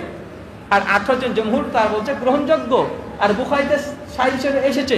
তো স্পষ্ট মুহাম্মদ ইসমাইলকে যারা বলছে যায়িফ, এটা সঠিক কথা নয়। বরং মুহাম্মদ বিন ইসমাইলের প্রসঙ্গে স্বয়ং ইমাম বুখারী তার একটা গ্রন্থ আছে তারিখুল কবির, রাবি নাম্বার 2107, মানে জীবনী নাম্বার 2107-এ মুহাম্মদ বিন ইসমাইলকে তিনি নিয়ে এসেছেন। তারপর তিনি জারাও করেননি, তাদিলও করেননি, মানে আপত্তি করেনি, প্রশংসা করেনি।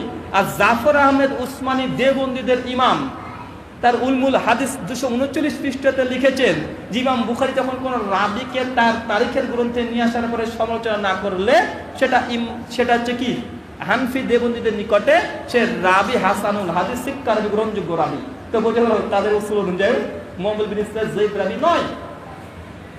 তাই এই বিষয়টা স্বতন্ত্র একটা বক্তৃতা আছে, একটা ফোন মুনাজারা আছে, শুনে নেবেন। একটা ফোন মুনাজারা আছে বুকের উপরে হাত বাঁধা প্রসঙ্গে। আমি ওখানে অনেকগুলো দলিল উপস্থাপন করেছি, এখনো অনেক আলোচনা করা সম্ভব। তো মুহাম্মদ বিন ইসমাইল কোনোভাবে যায়িফ তিনি নন, তিনি গ্রহণযোগ্য রাবি। তাই সাইদ ইবনে তুজাইমার হাদিসটা যায়িফ নন, বুকের উপরে হাত বাঁধতে হবে, যেটা আপনাকে 4 নামাজের ফতোয়া থেকে দেখালাম। আর স্পষ্ট হাদিস যেটা যুক্তি বলা হয়, তারপরে হাদিস স্পষ্ট দেখালাম, 3টে দলিল দিলাম। আর যারা বলছেন নাবির নিচে হাত বাঁধতে হবে, মুসলিম উম্মার ইজমা দ্বারা প্রমাণিত হাদিস যায়িফ। দলিল সহ নামাজের মাসাইল নাম শোনেন নাই? মাওলানা আব্দুল মতিন সাহেবের লেখা, তার বই 80 নম্বর পৃষ্ঠা খুলবেন, তিনি লিখে রেখেছেন তার মানে নাবির নিচে হাত বাঁধা প্রসঙ্গে সুনান আবু দাউদ, বাইহাকি, সুনান কুবরাতে যে হাদিসগুলো এসেছে সবগুলো যায়িফ। কেন? এখানে মুহাম্মদ বিন ইসমাইল, এখানে মুহাম্মদ বিন ইসহাক আল কুফি, সমস্ত মুহাদ্দিসদের ঐক্যমতে যায়িফ বা তিনি স্বীকার করেছেন, তার বই লিখে রেখেছেন। হানফি দেওবন্দি বেরোল করে একটাই দলিল দিতে চাই যে মুসান্নাফ ইবনে আবি শাইবা 3959 নম্বর হাদিসে একটা হাদিস আছে যেখানে রাসূল বা আমাদের উপরে ডানাত রেখে তাহাতা সূরার নাভির নিচে বাঁধলেন বা বাঁধতেন। মুসান্নাফ ইবনে আবি শাইবা থেকে একটা হাদিস তারা এখন ইদানিং পেশ করছে, তবে এটা জালিয়াতি। মুসান্নাফ ইবনে আবি শাইবার মূল নুসখাতে এই তাহাতা সূরা শব্দটা নাই, এটা জোর করে ঢোকানো হয়েছে। 805 হিজরিতে প্রথম হায়াত সিন্ধি হানফি প্রথম তিনি এই কাসিম বিন কুতুলবুগা 806 থেকে তার সম্মত জন্ম, তিনি প্রথম এই তাহরিকটা করে মুসান্নাফের মধ্যে এই তাহাতাসুরা শব্দটা লাগিয়ে দেয়। কথা বোঝেন নাই? 806 হিজরির দিকে প্রথম তিনি এই কথা মানে লাগানোর চেষ্টা করেছেন। আলহামদুলিল্লাহ মানুষ, কারণ যারা মুহাদ্দিস তারা ধরে ফেলেছে। তাই মুসান্নাফ ইবনে আবি শাইবা যেটা নাভির নিচে হাত বাঁধা প্রসঙ্গে বর্তমান তারা যে দলিল দেয়, এই দলিলটা সহিহ নয়। কেন? এই টুকরাটাই মূল গ্রন্থে প্রমাণিত নয়। এই বিষয়ে বিস্তারিত ফারাজির হাত বাঁধা প্রসঙ্গে মিথ্যাচার। মুসান্নাফ ইবনে আবি শাইবাতে যে নাভির নিচে হাত বাঁধার শব্দটা নাই, আমি 22টা প্রমাণ পেশ করেছি।